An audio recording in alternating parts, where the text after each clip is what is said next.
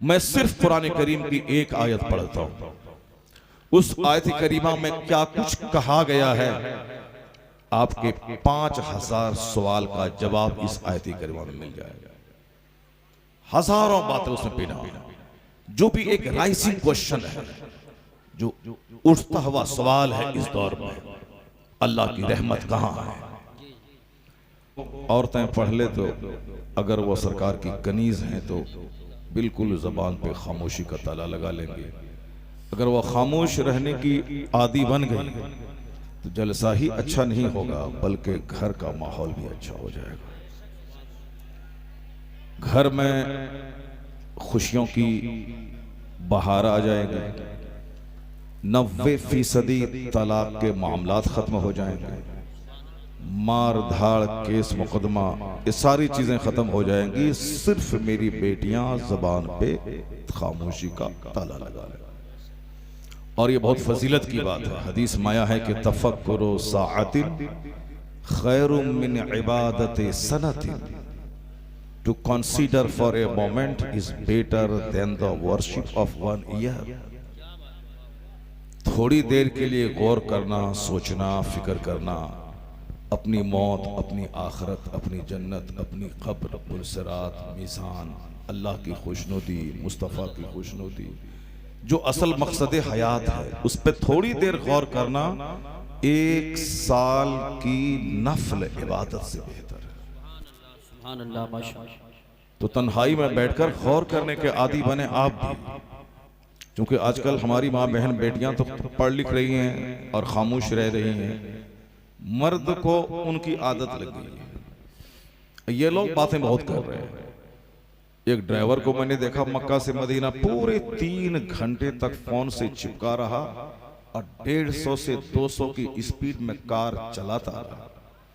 मैं जब कहता था कि उनसे कहता था कि जरा धीरे धीरे चलाओ, वो कहा महफिल मुश्किल, महफिल मुश्किल, महफिल कोई प्रॉब्लम नहीं है, घबराओ मत। वो 200 की स्पीड में गाड़ी चला रहा। बातें हम लोग तो अपनी बीवी से 1 मिनट बात करते हैं तो थक जाते हैं, 1 मिनट में थक जाते हैं। वो बोलती है, शिकायत करती है। आज भी शिकायत कर रही थी फोन से, स्टेज पे 3 घंटा बोलते हैं और हमसे 3 मिनट बोलने में परेशानी हो जाती है। आज भी बोली सही कर कि स्टेज पर तो आपकी बात रुकती नहीं है। बोलते बोलते बोलते चले गए, बात आती गई चटाचट कटाकट, और यहाँ मुझसे 1 मिनट बोलने में परेशानी हो जाती है, तो इसका जवाब ही मेरे पास नहीं होता है। तो हम लोग तो 1 मिनट में थक जाते हैं। मुझे पता नहीं वो ड्राइवर किससे बात कर रहा था 3 घंटे तक। और वही मैंने इंडिया में भी देखा। अभी एक जगह कार से जा रहा था, यहाँ का वो ड्राइवर को मैंने वही देखा, बस बात ही करना है। क्या करना है बीवी से, या वल्लाह आलम सवाब किससे बातें करता है। हमको तो नहीं लगता है कि बीवी से आदमी 1 घंटा बात करेगा। वो कोई इधर उधर का रिश्ता कुछ हो तो ऐसा हो सकता है। अल्लाह ताला सारे नौजवानों को कम बोलने की तौफीक अता फरमाए। कम बोलने वाले की अक्ल मजबूत होती है। कम बोलने वाले आदमी को इबादत करने की ज्यादा तौफीक मिलती है। और जो ज्यादा बोलता है वो झूठ भी ज्यादा बोलता है, फजूल बातें बोलता है, बेकार की बातें बोलता है। मेरी माँ बहन बेटियां गौर से सुनो, हुजूर ने क्या फरमाया। आका फरमाते हैं, मन समता नजा, जो खामोश रहा वो नजात पा गया। जो खामोश रहा वो नजात पा गया। झूठ से नजात पा गया, फजूल बातों से नजात पा गया, लड़ाई झगड़े से नजात पा गया, तकरार से नजात पा गया, तलाक से नजात पा गया, और जहन्नम जाने से नजात पा गया। मन समता नजा। सरकार दो जहां अलैहिस्सलाम की बातें इस कदर कंसाइज होती हैं। कंसाइज का मतलब मुख्तसर और उसमें मतालिब का समंदर पीना हो। आका अलैहिस्सलाम की बात है, जिस तरह कुरान शरीफ में है, एक आयत में 1 करोड़ मफहूम पोशीदा है, क्योंकि अल्लाह का कलाम है। यही वजह है कि आज 1400 साल हो गए कुरान पाक पढ़ते पढ़ते कोई उकताता नहीं। जिस तरह अजान सुनते हुए कोई नहीं उकताता है। हाँ, जिसका सीना ही दिल ही नापाक है तो वो तो बोलेगा जल्दी अजान खत्म करो, लेकिन जिसका दिल मरा नहीं है, जिंदा है, वो 4 साल की उम्र से अजान सुनता है। 80 बरस में भी अगर अजान को गौर से सुनता है तो बढ़ता हुआ कदम रुक जाता है, आंखों से आंसू के कतरे आ जाते हैं। वो चाशनी व मिठास है अजान में, और वह हुस्न है कुरान पाक की समाअत में। चूंकि कुरान पाक हमसे नाजिल हुआ है, इसलिए जब भी कुरान सुने तो आंसू बहाएं, और जब भी कुरान पढ़ें तो भीगी हुई आंखों के साथ पढ़ें। कुरान पाक गम से नाजिल हुआ है। कड़ाके की सर्दी में जब आका अलैहिस्सलाम पे वही नाजिल होती थी, यानी कुरान नाजिल होता था, जिब्रील अमीन आते थे, तो उस वक्त हुजूर की पेशानी में पसीने आ जाते थे। और आया है हदीस पाक में कि वो पसीने के कतरे मोती की तरह चमकते थे सरकार दो जहां के। इस कदर वही के नाजिल होते वक्त आका अलैहिस्सलाम को मुशक्कत होती थी, और हुजूर जब भी कुरान पाक पढ़ते थे तो नमाज में आप आंसू बहाते थे। ये तो पढ़ने की बात होगी, क्योंकि हुजूर पे कुरान नाजिल हुआ, उससे बेहतर तो कोई पढ़ ही नहीं सकता। लेकिन हुजूर की ख्वाहिश थी कि मैं दूसरों से कुरान सुनूं। सुभान अल्लाह। इसलिए कुरान पढ़िए भी और दूसरों से कुरान सुनिए भी। जैसे हम लोग अभी 1 घंटा 2 घंटा कुरान सुनाते हैं, एक आयत पढ़ा, उसका मतलब बयान किया, फिर पढ़ा, फिर मतलब बयान किया। इसको हुस्न के साथ सुने, गम के साथ सुने। कहा नहीं मारना है, ठहाका मार के नहीं हंसना है। बिल्कुल ही जब कुरान सुने सीरियस हो जाए, संजीदा हो जाए। आका अलैहिस्सलाम ने अब्दुल्लाह इब्न मसूद से कहा कि तुम कुरान मुझको सुनाओ। कहा हुजूर आपसे बेहतर कौन कुरान पढ़ सकता है? मगर हुजूर ने कहा कि मैं तुमसे सुनना चाहता हूँ। जब अब्दुल्लाह इब्न मसूद रज़ी अल्लाह ताला अन्हु कुरान पाक सुनाने लगे, जब इस आयत पर पहुंचे, वह जिना बिका अला हाउलाए शहीदा, जब इस पर पहुंचे तो हुजूर ने कहा इशारे से कि रुक जाओ, रुक जाओ। अब्दुल्ला इब्न मसूद मस्त थे सुनाने में। क्यों? उनको सुना रहे थे जिन पर कुरान नाजिल हुआ है। सुभान अल्लाह, माशाअल्लाह। इसलिए बेखुदी में सुना रहे थे। इस आयत पर जहां पहुंचे हुजूर ने मना कर दिया, रुक जाओ। वो रुक गए, और रुकने के बाद जब उन्होंने सर उठा के देखा, सरकार के चेहरे पाक की तरफ देखा, आंखों से आंसू के कतरे रवां थे। आंखों से आंसू के कतरे बह रहे थे। कुरान हुस्न के साथ नाजिल हुआ है, उसको गम के साथ पढ़ा जाए, उसको लहक कर, जिस तरह बहुत सारे हुफाज कराम पढ़ते हैं रमजान में, रमजान के दिनों में लहक कर, स्पीड में, इस कदर के साथ ऐन गैन तालमून यालमून के सवाब कुछ भी समझ में नहीं आता। ये मजाक है। न पढ़ने वाले को सवाब मिलेगा, न सुनने वाले को सवाब मिलेगा, अलबत्ता गुनाह दोनों को हो जाएगा। क्योंकि गलत कुरान पढ़ना ये हराम है, और उसका सुनना भी गुनाह से खाली नहीं है। इसलिए नहीं मिले हाफिज अच्छा सुनाने वाला, हदर के साथ साफ साफ तजवीद की रियायत करते हुए 10 सूरत की सूरत भी पढ़ लें आप। खत्म कुरान न करें। अगर अच्छा सुनाने वाला हो तो रोजाना 1 पारा सुने, ताकि 30 दिन में 30 पारी खत्म हो जाए। ऐसा नहीं कि 5 दिन सुना और अपने कारोबार में लग गए, कोई जैसे कोई एक ड्यूटी थी उसको निभा दिया। कुरान हुस्न के साथ नाजिल हुआ है। मैं सिर्फ कुरान करीम की एक आयत पढ़ता हूं, उस आयत करीमा में क्या कुछ कहा गया है, आपके 5000 सवाल का जवाब इस आयत करीमा में मिल जाएगा। हजारों बातें उसमें पीना, जो भी एक राइजिंग क्वेश्चन है, जो उठता हुआ सवाल है इस दौर में, अल्लाह की रहमत कहां है। हम लोग पिसे जा रहे हैं पूरी दुनिया में। हिंदुस्तान के तो जर्रे जर्रे से हमको प्यार है, चूंकि हमारा मुल्क है, यहाँ हम पैदा हुए हैं, यहाँ की मिट्टी से हमारा खमीर बना है। कोई बोले कि साहब तुम्हारा नहीं है, तो ये वो बोले, हमको उससे बहस नहीं है। जो झूठ गलत बात है हम वो सब बात में नहीं पढ़ना चाहते हैं। आदमी को झूठ बात में नहीं पढ़ना चाहिए। अब हमारी जमीन है, कोई आके बोलेगा कि भागो यहाँ से, मेरा घर है। अब हाँ, अगर वो 50 आदमी मिलकर के आ गया, मुझको घर से निकाल दिया, तो हम तो क्या कर सकते हैं? तो जुल्म है। तो जुल्म, अत्याचार जुल्म है, और जुल्म की खेती कभी पनपती नहीं है। जब गीदड़ को मौत आती है तो वो शहर की तरफ भागता है। ऐसा नहीं होता है कि हम एक आदमी को 10 आदमी मिलकर के दबा दें, मार दें, और हमारा कुछ ना हो और हम तिस्मारखा बन जाएं। ऐसा नहीं होता है। जिसका जाहिर कोई सहारा ना हो उसका खुदा होता है। और अल्लाह तबारक व तआला की कुदरत को सारे लोग देखते होंगे। मैंने भी अपनी मुख्तसर सी जिंदगी में बेशुमार मुशाहिदा किया है। मेरे जो मुशाहिदात और तजर्बात हैं उसकी एक छोटी सी कहानी मैं सुनाता हूँ, गौर से आप सुनेंगे। फिर कुरान शरीफ की एक आयत और हुजूर की एक दो हदीस, तकरीर मेरी हो जाएगी 1 से लेकर 1.5 घंटे के अंदर में खत्म।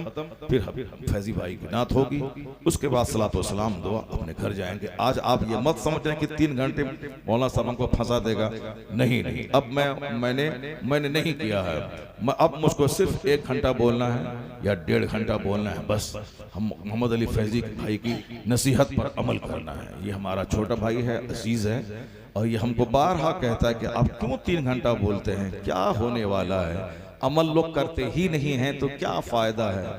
तो मैं तो कहता हूं कि भाई 3 घंटा इसीलिए मैं बोलता हूं, अगर 3 आदमी भी अगर नमाजी नेक बन गया तो समझ लूंगा मेरी मेहनत वसूल हो गई। सुभान अल्लाह, माशाअल्लाह माशाअल्लाह। हो सकता है कि 1 घंटे की गुफ्तगू में किसी के लिए वो बात ना हो, 2 घंटे में बोलूं उसमें मुमकिन है कि किसी का दिल ना हिले।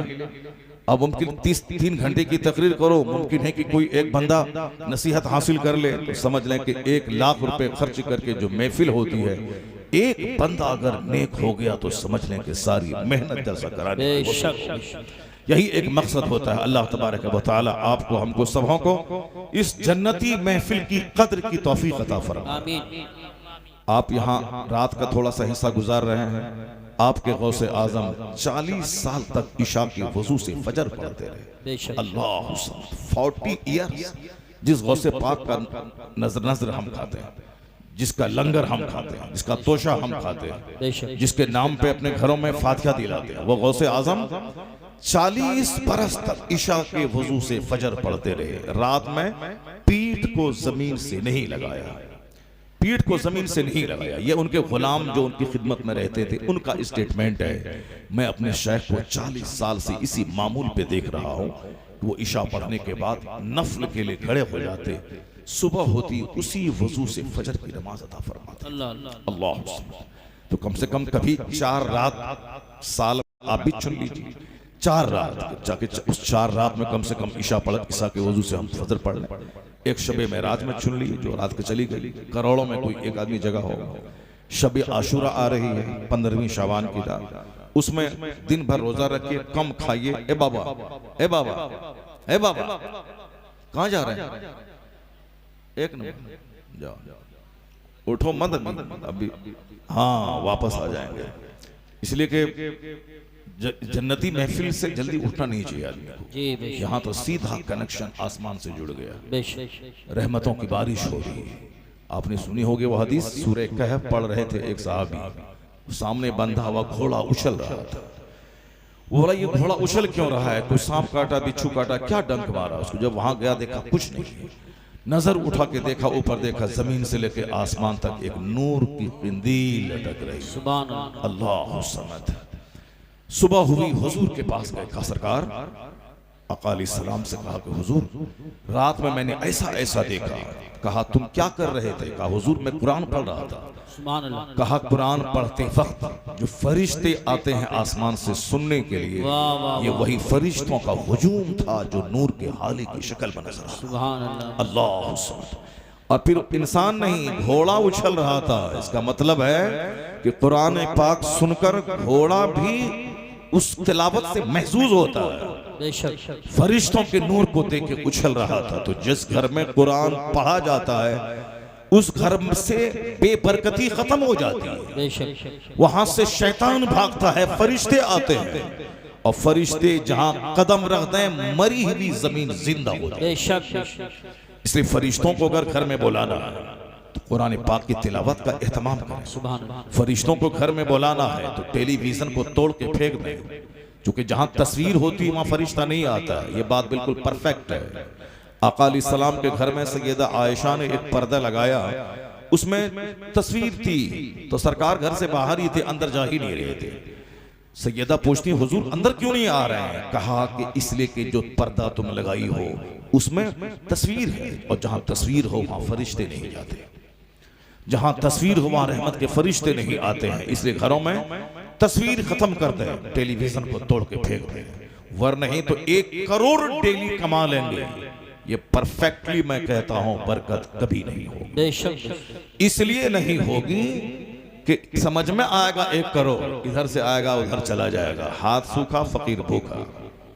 और ये सबको इसका तजर्बा हासिल है कि हाथ सूखा फकीर भूखा। फकीर कभी आसूदा ही नहीं होता। आपके यहाँ भी खा लेगा 4 रोटी और 10 कदम चलेगा, वहां भी मांगेगा, वहां भी 10 रोटी खा लेगा। जहां हाथ पोछा फिर फकीर भूखा हो गया, उसका पेट ही नहीं भरता उसका फकीर का। उसी तरह से 1 करोड़ कमा लेंगे, अगर अल्लाह बरकत छीन ले तो वही हाल होगा, कभी आसूदगी नहीं आएगी। इधर से आएगा उधर चला जाएगा। ये सब का यही रोना है। अमेरिका से लेके बेंगलोर तक सारे लोग वही रोते हैं। मैंने दुबई में देखा, वहां भी अक्सर लोग दुबई, हम लोग दुबई घूमना चाहते हैं, वहां के लोग मुसीबतों की पोटली लेके आलिमों के पास आ जाते हैं। हुजूर बरकत नहीं है, हुजूर ये प्रॉब्लम है, हुजूर ये प्रॉब्लम है। और जो दुआ तावीज करने वाला है वो मालामाल है, जाहिर सी बात है मालामाल है। बुखारी शरीफ पढ़ाने वाला पढ़ाता है 5 घंटे हदीस, तो उसको मिलते हैं 20,000 रुपये महीना, 15,000 रुपये माह, और वह एक दिन में 50,000 कमाता है। क्यों कमाता है?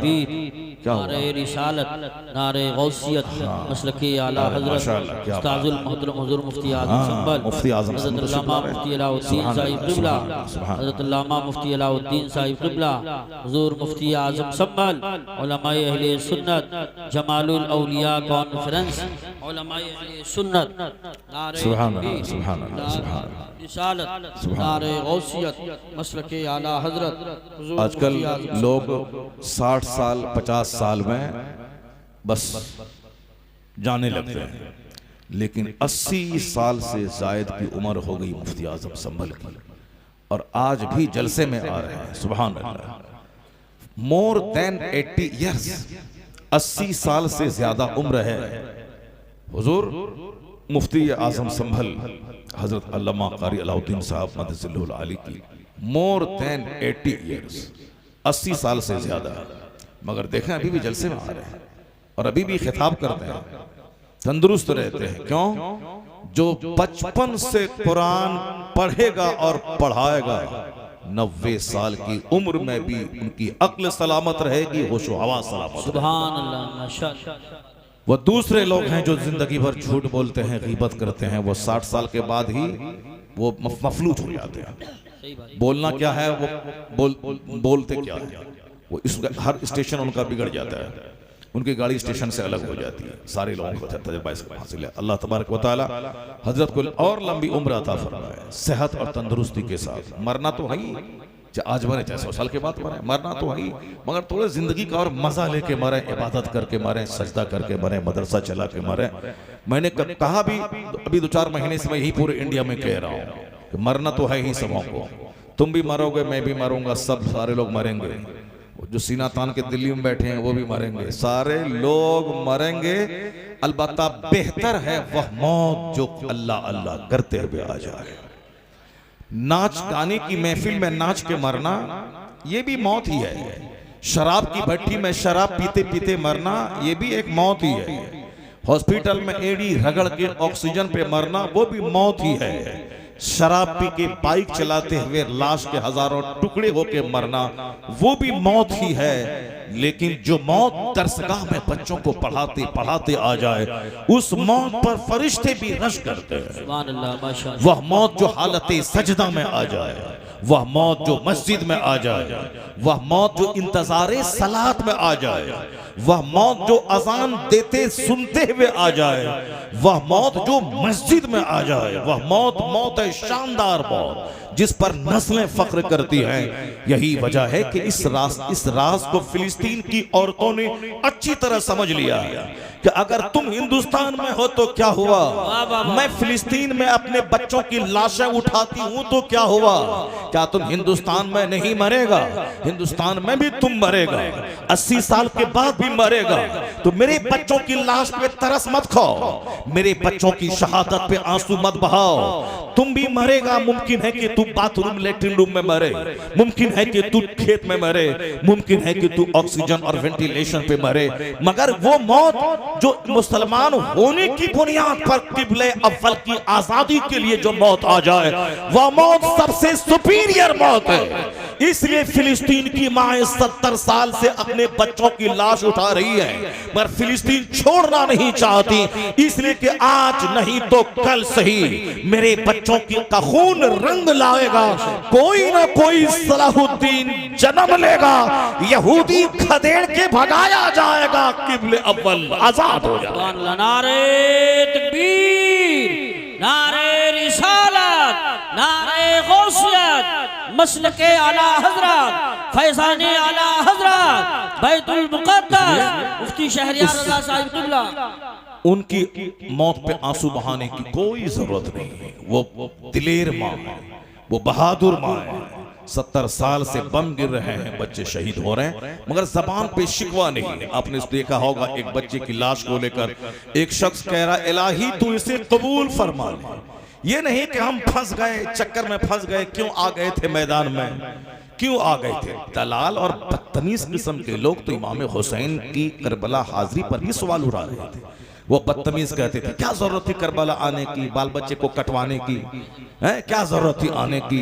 अब्दुल्ला इब्ने अब्बास वहां हैं, अबू सईद खुदरी वहां मौजूद हैं, ये जलीलुल कद्र साहबी मक्के में है, मदीने में है। इस नौजवान को आने की क्या जरूरत थी। जो वक्त का बादशाह है, उस बादशाह की किससे बगावत करने का अंजाम तो यही है, कत्ल है। उस वक्त भी ऐसे दलाल किस्म के लोग मौजूद थे जो कहते थे आने की क्या जरूरत थी।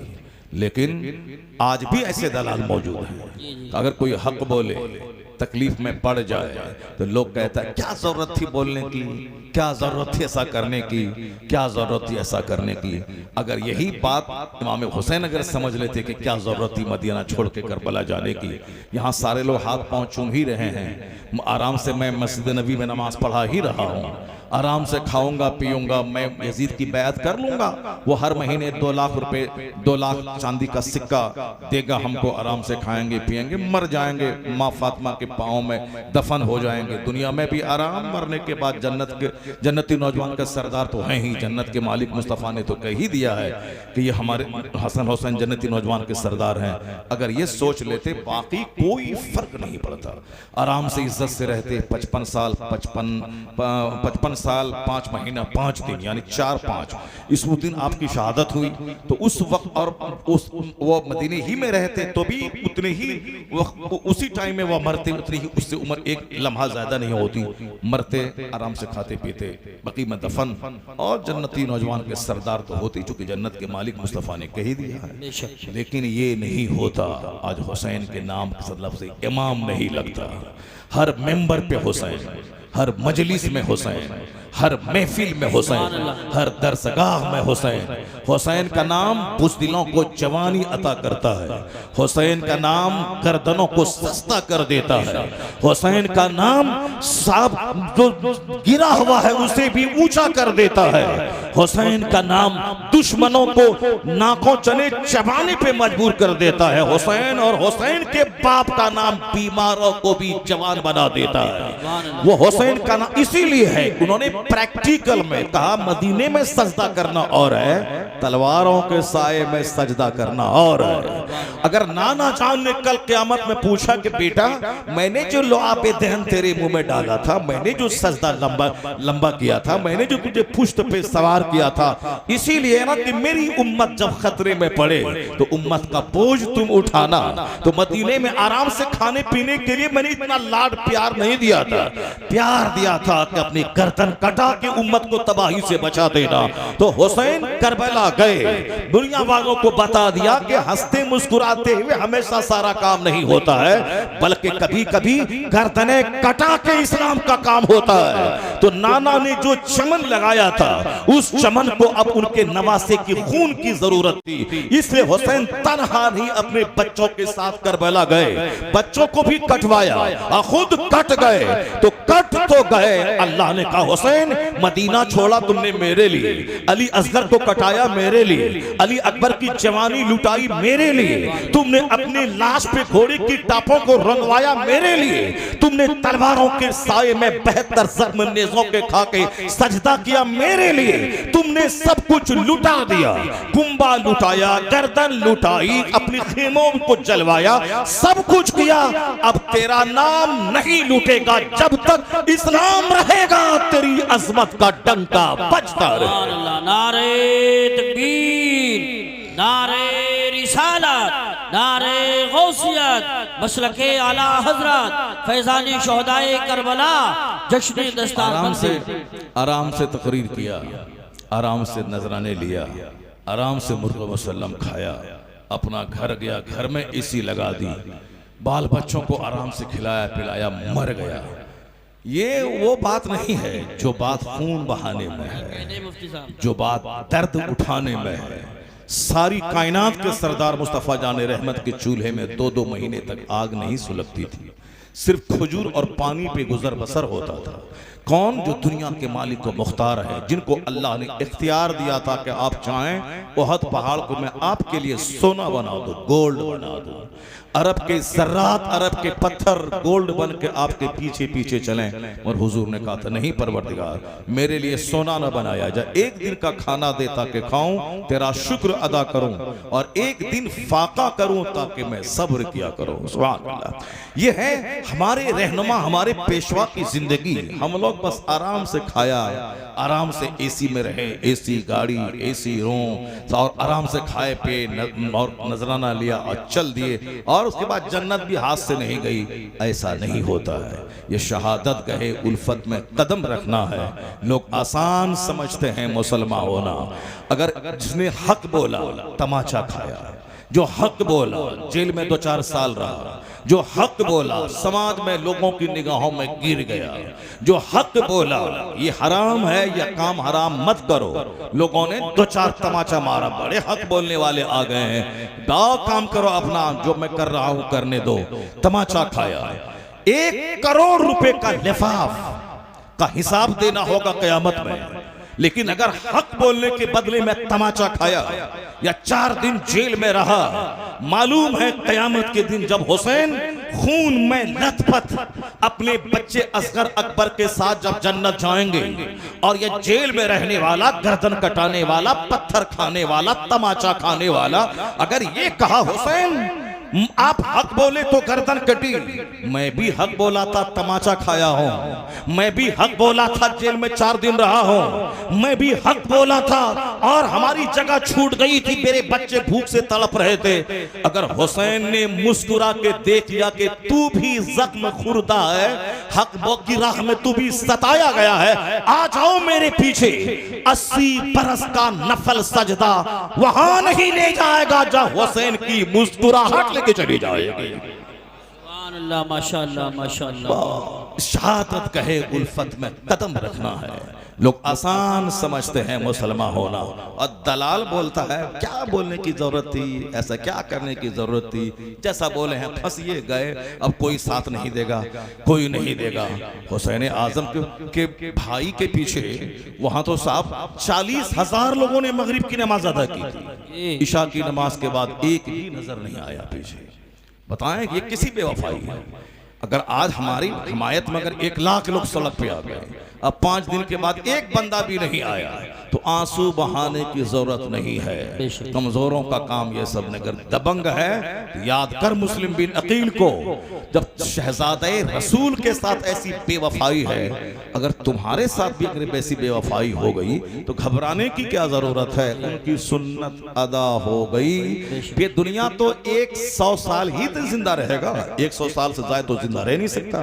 ना आप भी जिंदा रहेंगे ना मैं जिंदा रहूंगा। 100 साल के बाद अगर कोई जिंदा रह भी गया तो मुर्दे से बदतर है वो। आंख नहीं, जबान नहीं, पेट नहीं, हाथ पांव नहीं, तो वो तो मुर्दे से बदतर है ना। इसलिए 100 साल के अंदर ही सबको दुनिया छोड़ के जाना है। 100 साल अल्लाह के नजदीक 1 सेकंड है, और जहां जाना है वहां का एक दिन 50,000 साल के बराबर है। अल्लाह अकबर। वहां का एक दिन 50,000 साल के बराबर है। इस पॉइंट को जो भी निगाह के सामने रखेगा, याद रखें कि वो नहीं बोलेगा लाइफ इज वेरी डिफिकल्ट, जिंदगी बहुत मुश्किल है, कैसे गुजारे, आमदनी घट गई, बिजनेस ठप हो गया, कैसे जिंदगी गुजारे, इज्जत बचाना मुश्किल है, सामने वाले के पास 5 मंजिला मकान, ये दाएं वाले के पास 50 लाख की कारें, बाएं वाले के पास 2-4 मॉल, पीछे वाले के पास 1000 बीघा जमीन, फार्म हाउस, उस बीच में छोटा सा मेरा घर, छोटी सी मेरी आमदनी, कैसे मैं इज्जत बचाऊं। अगर मकान और गाड़ी देखेगा तो कुत्ते की मौत मरनी पड़ेगी। क्योंकि गाड़ी की कोई हद नहीं है। गाड़ी 4 लाख की आल्टो भी है और 40 लाख की फॉर्च्यूनर भी है और 40 करोड़ की ऊडी कंपनी की कार भी है और 200 करोड़ की अमेरिकन कंपनी की कार भी है। 1000 बीघा जमीन बेचेगा तो भी 200 करोड़ रुपए नहीं होंगे, लेकिन 200 रुपए की कार इंडिया की सड़कों पे आज दौड़ रही है। अगर नहीं मालूम है तो मुकेश अंबानी की बीवी नीता अंबानी के पास 200 करोड़ रुपए की कार है जो अमेरिका से आई है। 100 करोड़ की कार है जो अमेरिका से आई है। आप समझ सकते कहां 100 करोड़ और कहां 4 लाख की आल्टो का क्या वैल्यू है। आगे देखेगा तो मर जाएगा, पीछे देखेगा 1000 बीघा जमीन, हमारे पास 5 कट्ठा जमीन 5 बिस्सा जमीन है, मर जाएगा। दाहिने देखेगा साहब 4-5 मॉल मार्केटिंग कॉम्प्लेक्स, मेरे पास तो रहने का घर भी नहीं, तो चुल्लू भर पानी में मरना पड़ेगा। अगर बाएं देखेगा साहब क्या शानदार मुलाजमत है, नौकरी है, 10 लाख पे महाना, डॉक्टर इंजीनियर, हमारे पास तो कुछ नहीं, 10,000 पे महाना है, चुल्लू भर पानी में मरना पड़ेगा। अगर आगे देखेगा तो भी मौत, पीछे देखेगा तो भी मौत। हाँ, अगर मुस्तफा को देख लिया, ये जमींदार तेरे चेहरे की मुस्कुराहट पे रश्क करेगा। इसलिए कि हुजूर ने फरमाया है कि तुम अपने से ऊपर को मत दे, अल्लाह की नेमतों की नाशुक्री तू करेगा, तू मत देख। वला तनजुरू इला मन हुवा फौककुम, जो तुमसे एबब है उसको मत देख। उनजुरू इला मन हुवा अस्फल मिनकुम, उसको देखो जो तुझसे सेहत में, हुस्न में, दौलत में, माल में कम है, उसको देख। उसको देखेगा तो अल्लाह की इस नेमत का शुक्र अदा करेगा। जब शुक्र अदा करेगा तो फिर क्या है, जब शुक्र अल्लाह की नेमत का अदा होगा तो अल्लाह उस नेमत को बढ़ा देगा। असल चीज माल की बहुतात नहीं है। लैसल गना अन कसरतिल अर्द वलाकिन्नल गना गना नफ्स।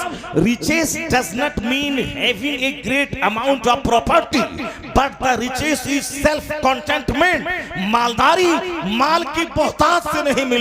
मुस्तफा कहते हैं मालदारी तो सब्र से मिलती है, मालदारी तो कनात से मिलती है, मालदारी तो सेल्फ कंटेंटमेंट से मिलती है।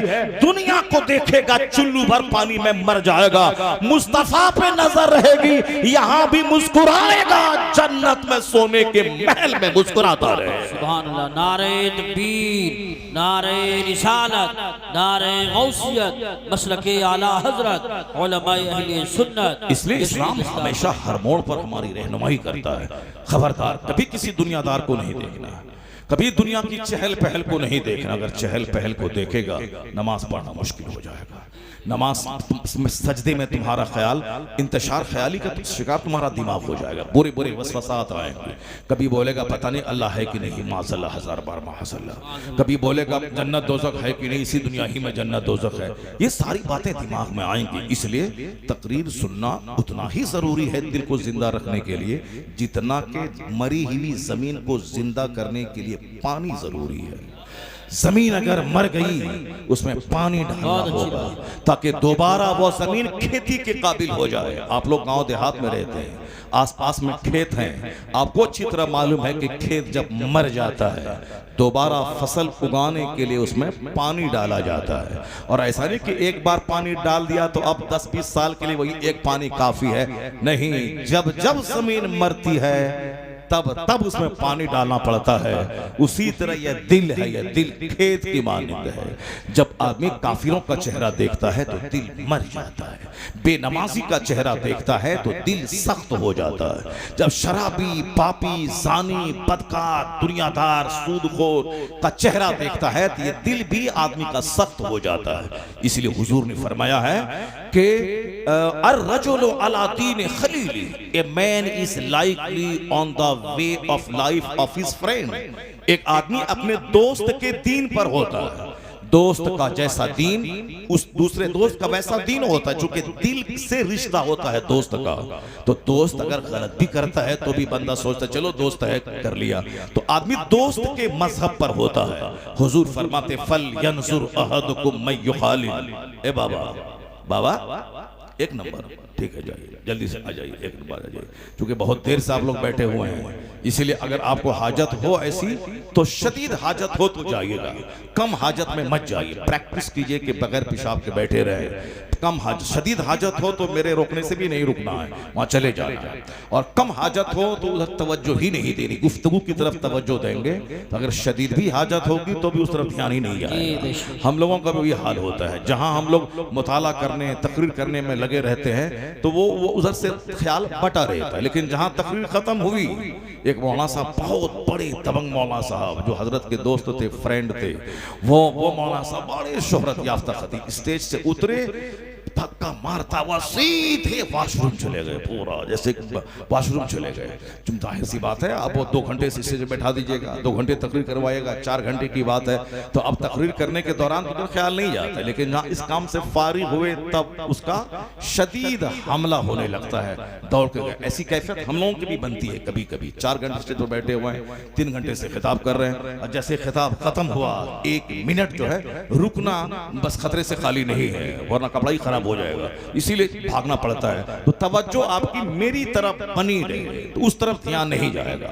अगर उस तरफ ध्यान देंगे तो फिर आप सुन नहीं पाएंगे मैं क्या बोल रहा हूं। जरा गौर से सुनिएगा, अल्लाह के रसूल क्या कहते हैं, आदमी अपने दोस्त के मजहब पर होता है, और रजुलु अला दीन खलीली, आदमी अपने दोस्त के दीन पर होता है। तो मुस्तफा कहते फल यंजुर अहदुकुम मैं युखालिल, तो हर आदमी को चाहे कि वह देख ले, वॉच होम बी फ्रेंड, वो देखे कि किससे वो दोस्ती कर रहा है। देखे वो सामने वाला अगर राफिजी है तो आपका राफिजी बनना तय है, सामने वाला अगर शराबी है तो दोस्ती शराबी आपको बना देगी। सामने वाला सुले कुल्ली है, वो वहाबी है, नजदी है, शिया है, देवबंदी है, तो आप भी धीरे धीरे बरेलियों के काम पे उंगली नुक्ताचीनी करेंगे। जब जरूरी नहीं है सलाम पढ़ना तो क्यों ये सलाम पढ़ रहे हैं, जब जरूरी नहीं है फातिहा पढ़ना तो क्यों पढ़ रहे हैं, फातिहा ही है नमाज नहीं है, वहां तो नमाज पढ़ता है। इस तरह की बात जब जबान से निकलने लगे तो समझ जाए किसी बदअकीदे की हवा इसको लग गई है, किसी बदअकीदे की हवा इसको लग गई है। ये बोली जो वो बोलता है वही बोली ये बोला, अर्रजुलु अला दीन खलीली, आदमी अपने दोस्त के दीन पर रहता है तो आदमी को चाहिए कि वो देख ले कि दोस्ती किससे कर रहा है। खबरदार किसी बदअकीदे से दोस्ती ना हो, खबरदार किसी नजदी वहाबी राफिजी से दोस्ती ना हो, खबरदार किसी हराम खोर से दोस्ती ना हो, वरना सारी नेकी को बर्बाद कर देगा। क्योंकि हराम का लुक्मा जैसे पेट में गया, समझ लें कि सजदों की बरकत खत्म हो जाएगी, कोई दुआ कबूल नहीं होगी, चाहे वो गिलाफे काबा थाम के पकड़ के मर क्यों ना जाए, नहीं होगी दुआ कबूल। इसलिए कि मुस्तफा जाने रहमत अलैहिस्सलाम ने दुआ की कबूलियत के लिए 2 शर्तें रखी हैं, जबरदस्त शर्त, दुआ की कबूलियत की 2 शर्तें हैं। वैसे तो बातें बहुत सारी हैं, मगर ये 2 मेजर फैक्टर है जिसकी वजह से दुआएं कबूल रद्द हो जाती हैं, या 2 चीजों की वजह से। और 2 चीजें ऐसी हैं जिसकी वजह से दुआएं कबूल होती हैं, आदमी मुस्तजाबुद दावात हो जाता है। वो 2 चीजें क्या हैं? जो पेट में हमेशा हलाल ग़िज़ा डालता हो, हलाल ग़िज़ा जैसे ही पेट में पड़ता है सीना रोशन हो जाता है, सीना रोशन होता है, दिमाग रोशन होता है, उसके सारे बदन में का जो खून होता है प्योर खून हो जाता है। वो हाथ उठा के जो दुआ करता है अल्लाह ताला उसकी दुआ कबूल फरमाता है। दुआ की कबूलियत के लिए हलाल ग़िज़ा शर्त है, और जो हराम पेट में डालता है 40 दिन तक समझ लें उसकी कोई दुआ कबूल नहीं होती। शराब की एक बूंद अंदर गई 40 दिन तक न कोई सजदा कबूल होगा, न दुआ कबूल होगी जब तक कि वो सच्ची तौबा न कर ले। उसी हालत में अगर मर गया तो जन्नत की खुशबू उसके लिए हराम हो जाएगी। वो जन्नत की खुशबू जो 500 साल की मुसाफत से सूंघी जा सकती है, वो जन्नत की खुशबू नहीं सूंघ पाएगा। वो कौन? जो शराब पिया उसी हालत में वह मर गया, हालत ज़िना में जो मर गया।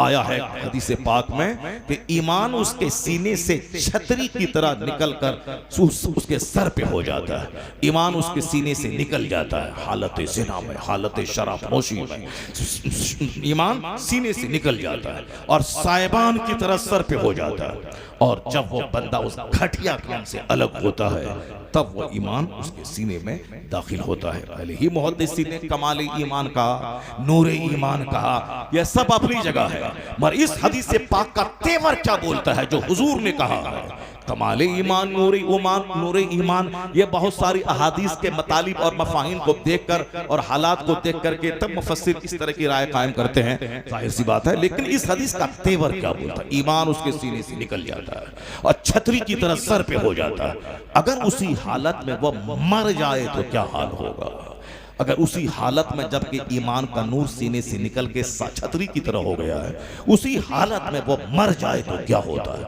और आजकल इस जमाने में इस तरह की मौतें कसरत से हो रही हैं। एक मेरा दोस्त था, वो दोस्त बताया कि हजरत ए बाबा, बाबा कहाँ, एक नंबर, बड़ा मसला है। इसीलिए तो मैं हमेशा कहता हूं भाई तकरीर 10 बजे करवाओ, 10 से लेके 12 2 घंटे की तकरीर करवाओ और 2 घंटे में 10 हदीस सुना दूंगा, मैं कुरान पाक की 2-4 आयतें सुनाऊंगा ताकि आने वाली नस्लों के लिए रोशनी का सामान हो जाए। उस वक्त सारे लोग फ्रेश रहते हैं, ताज़ा होकर बैठते हैं। और 12 बजे के बाद तो अच्छे अच्छे बहादुर को भी पेशाब लगने लगता है, वो तो ज़ईफ है बेचारे 70 साल 80 साल के, तो फिर उसका क्या कहना है। इसलिए तकरीर 12 बजे के बाद नहीं, 12 बजे के बाद मुशायरा, 12 बजे के बाद नातखानी, 12 बजे से पहले तकरीर हो। सारे जिम्मेदारान मदारिस हमेशा इसका ख्याल रखें, पब्लिक का ख्याल कभी नहीं करें, पब्लिक को शरीयत उस पर थोपें, शरीयत की बात उसको बताएं, उसको आपके पास इल्म है, इल्म की बात उसको बताएं। वरना ये तो बोलेगा कि नमाज की बात मत करो,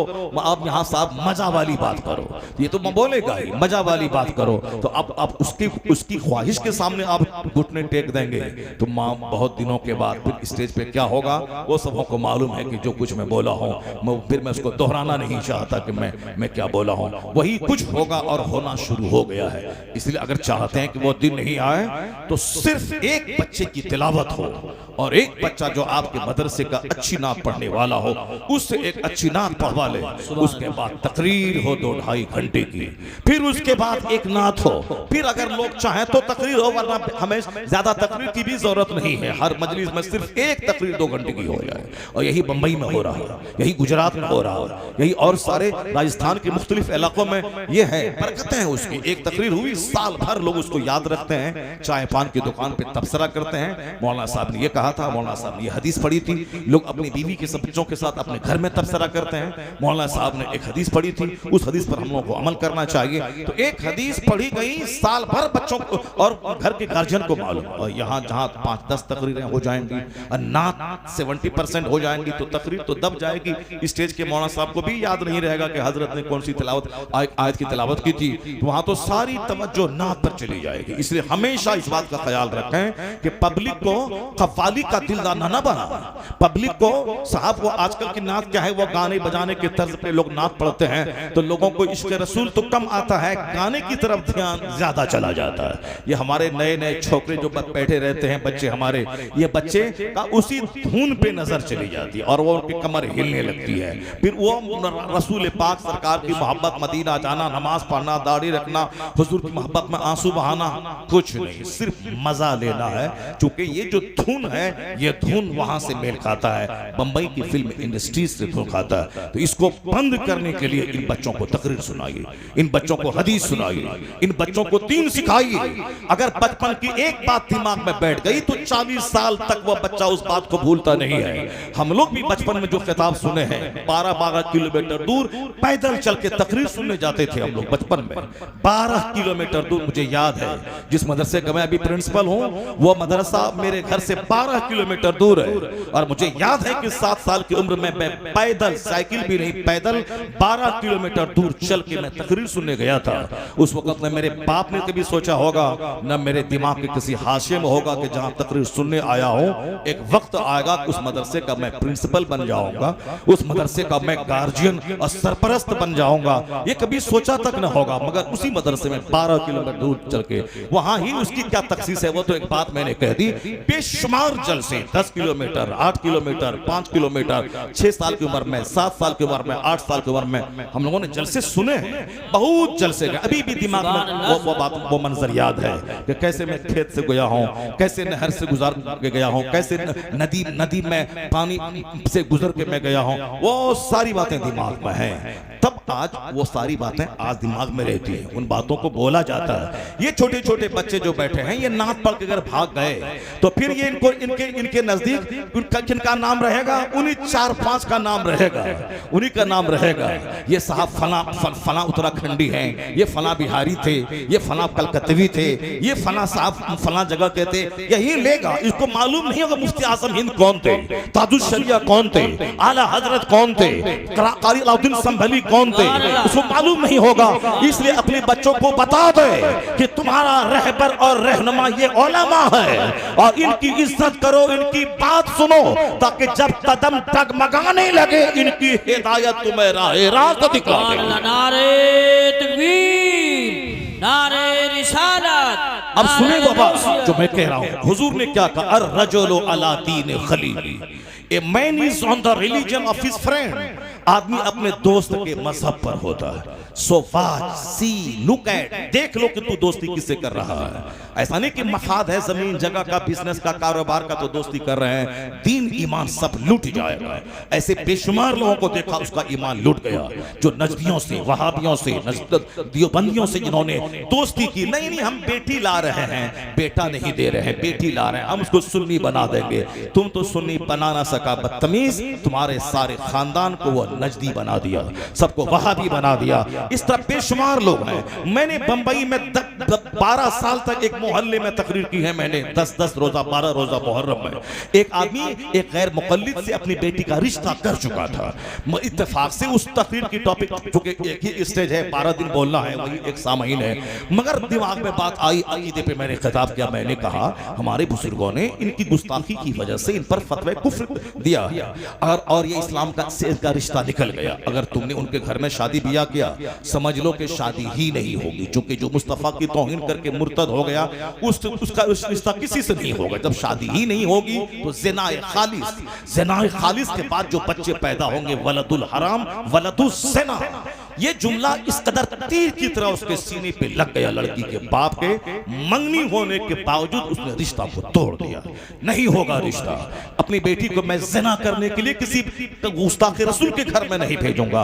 अगर वो तकरीर मेरी नहीं होती, उसके सीने पे जुमला नहीं उतरता, तो उसकी बीवी तो सारी जिंदगी उसी के साथ रहती। कानून अपनी जगह। बेशुमार लोग हैं जो तलाक देने के बाद भी अपनी बीवी को रखे हुए हैं, सिर्फ बेइज्जती के डर से। ऐसे घटिया खसीस रजील लोग कम है, मगर हैं। तलाक दे दिया, रात में गुस्सा आया, शराब पी के आया या गुस्सा हुआ, बीवी कुछ बोली, कैंची की तरह जबान चलाई, इससे नहीं रहा गया, ये धमकी दिया तलाक दे दूंगा। वो बोली एक बाप का बच्चा है तो तलाक दे के देख ले। अब इसको गुस्सा आया, तलाक दे दिया। जब तलाक दिया, गुस्सा ठंडा हुआ तो अब बिल्कुल सो गया। उसके बाद जब उठा तो रोना धोना शुरू किया, क्या करे ऐसा हो गया। तो अब बीवी अलग रो रही है, अलग रो रहा है। अब कंप्रोमाइज कर लिया कि चलो हटाओ, मुफ्ती के पास मत बोलना। कहना कि वो एक ही तलाक हुई है। तलाक दिया 3 4 5, बोला कि एक दिया। हजरत एक दिया है, क्या हुआ?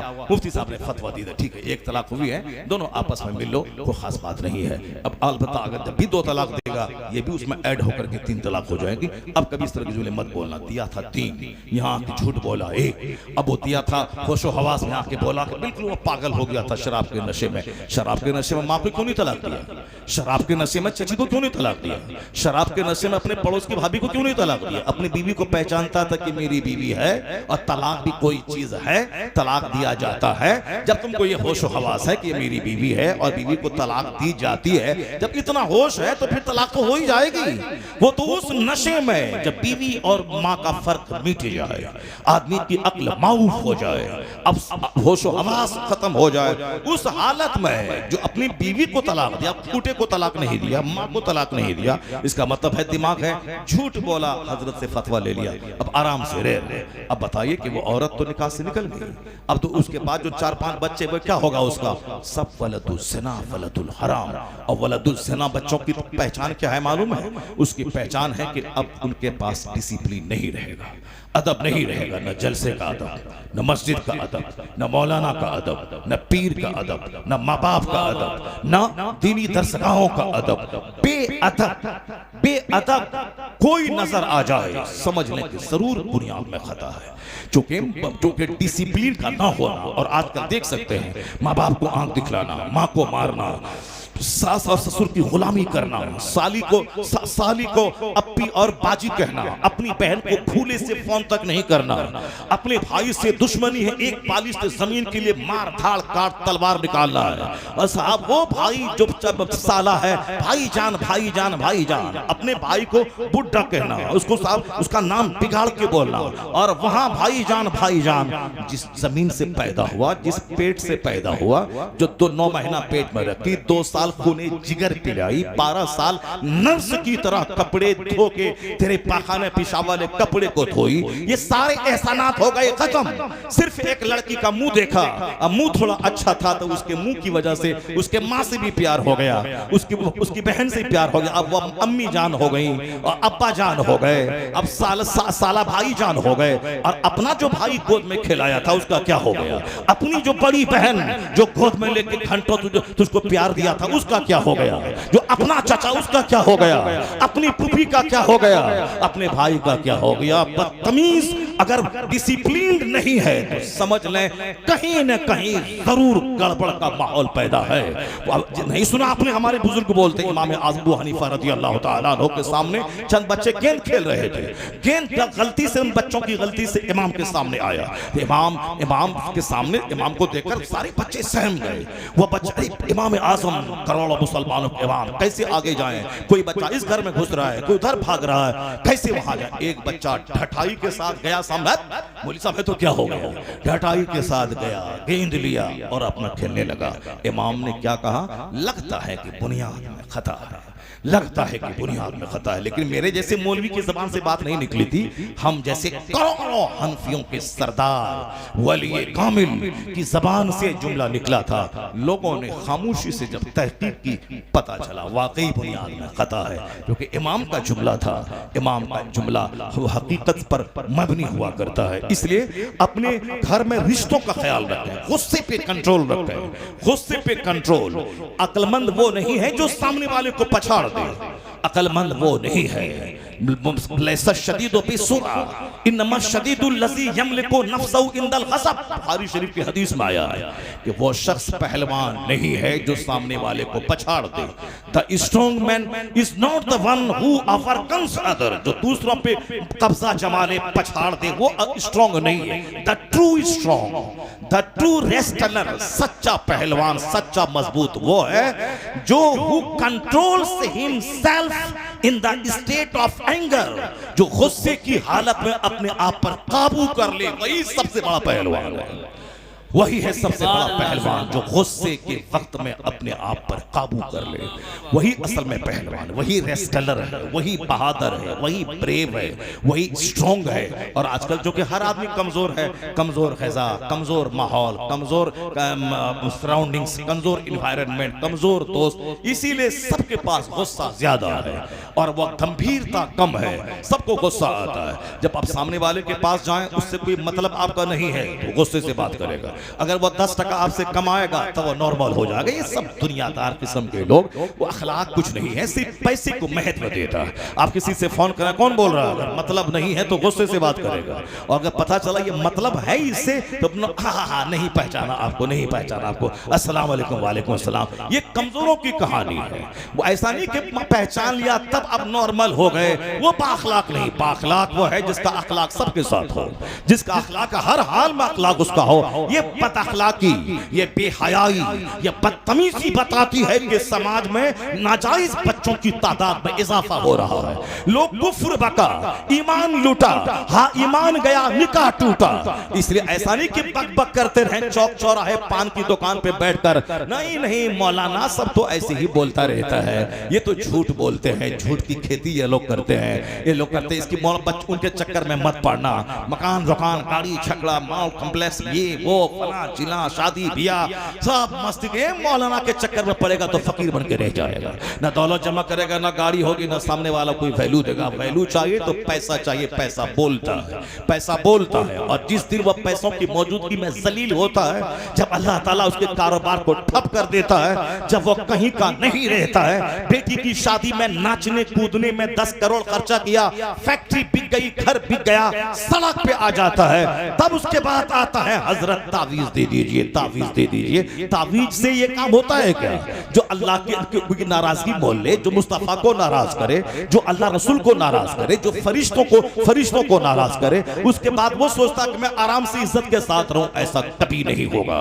और उसके बाद कहता है कि एक तावीज ले लें, उसके बाद काम बन जाए। ऐसा दुनिया में होता है क्या कि जीने का रास्ता सिस्टम है ये, और उस सिस्टम के खिलाफ काम करेगा और एक तावीज ले लेगा, उस सारा काम खत्म हो जाएगा? ऐसा कहीं होता है? तावीज से आम का पेड़ लगा दे और वहां से सेब निकल जाए, 1 लाख तावीज उसमें डाल दें, नहीं होगा। चाहे बरेली से तावीज ले आए, चाहे बेलग्राम से तावीज ले आए, चाहे मसोली से तावीज ले आए, चाहे मुझ जैसे छोटे से फकीर से तावीज ले लें, 1 करोड़ तावीज आम के पेड़ में लगा दें और सोचें कि यहां से कटहल निकल जाए, यहां से अमरूद निकल जाए, यहां से सेब निकल जाए, नहीं होगा।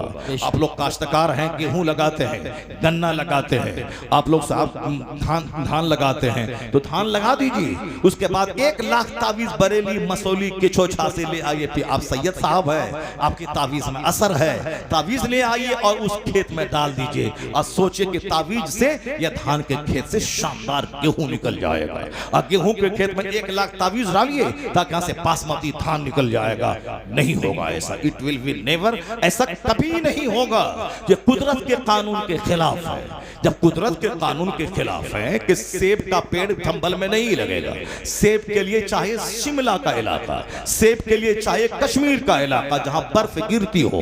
गेहूं की खेती जिस साल जबरदस्त सर्दी होती है, गेहूं की खेती जबरदस्त होती है, और जिस साल सर्दी नहीं पड़े गेहूं की खेती कमजोर हो तो उसका दाना बिल्कुल छोटा होता है। यह मुझसे ज्यादा आपको तजुर्बा है। तो जिस जहां गर्मी का मौसम है वहां गेहूं की खेती नहीं होती है। जहां सर्दी जबरदस्त पड़ती है, पंजाब में, पूरे इंडिया में सबसे ज्यादा गेहूं की खेती पंजाब में होती है, क्योंकि पंजाब कश्मीर से करीब है और पंजाब में जबरदस्त सर्दी पड़ती है और वहां से नजदीक है ये मुरादाबाद, कश्मीर से, पंजाब से, हरियाणा से, इसलिए यहां भी जबरदस्त सर्दी है। हमारा बिहार थोड़ा दूर है कश्मीर से, वहां इतनी सर्दी नहीं पड़ती, वहां भी सड़ी हुई सर्दी होती है, पर आई और चली गई, झोंका आया और चला गया। और अभी वहां गर्मी है। मैं परसों गोवा में था, वहां फैन भी चल रहा था, एसी भी चल रही थी रूम में, कार में भी एसी, रूम में भी एसी। और यहाँ आके देखिए साहब, मैं जैकेट छोड़ दिया घर में और यहाँ मेरे पास जैकेट भी नहीं है चूंकि गर्मी लग रही थी। और यहाँ देखिए आप वहां से करीब है, जहां सर्दी वहां सेब है, जहां सर्दी वहां अनार है।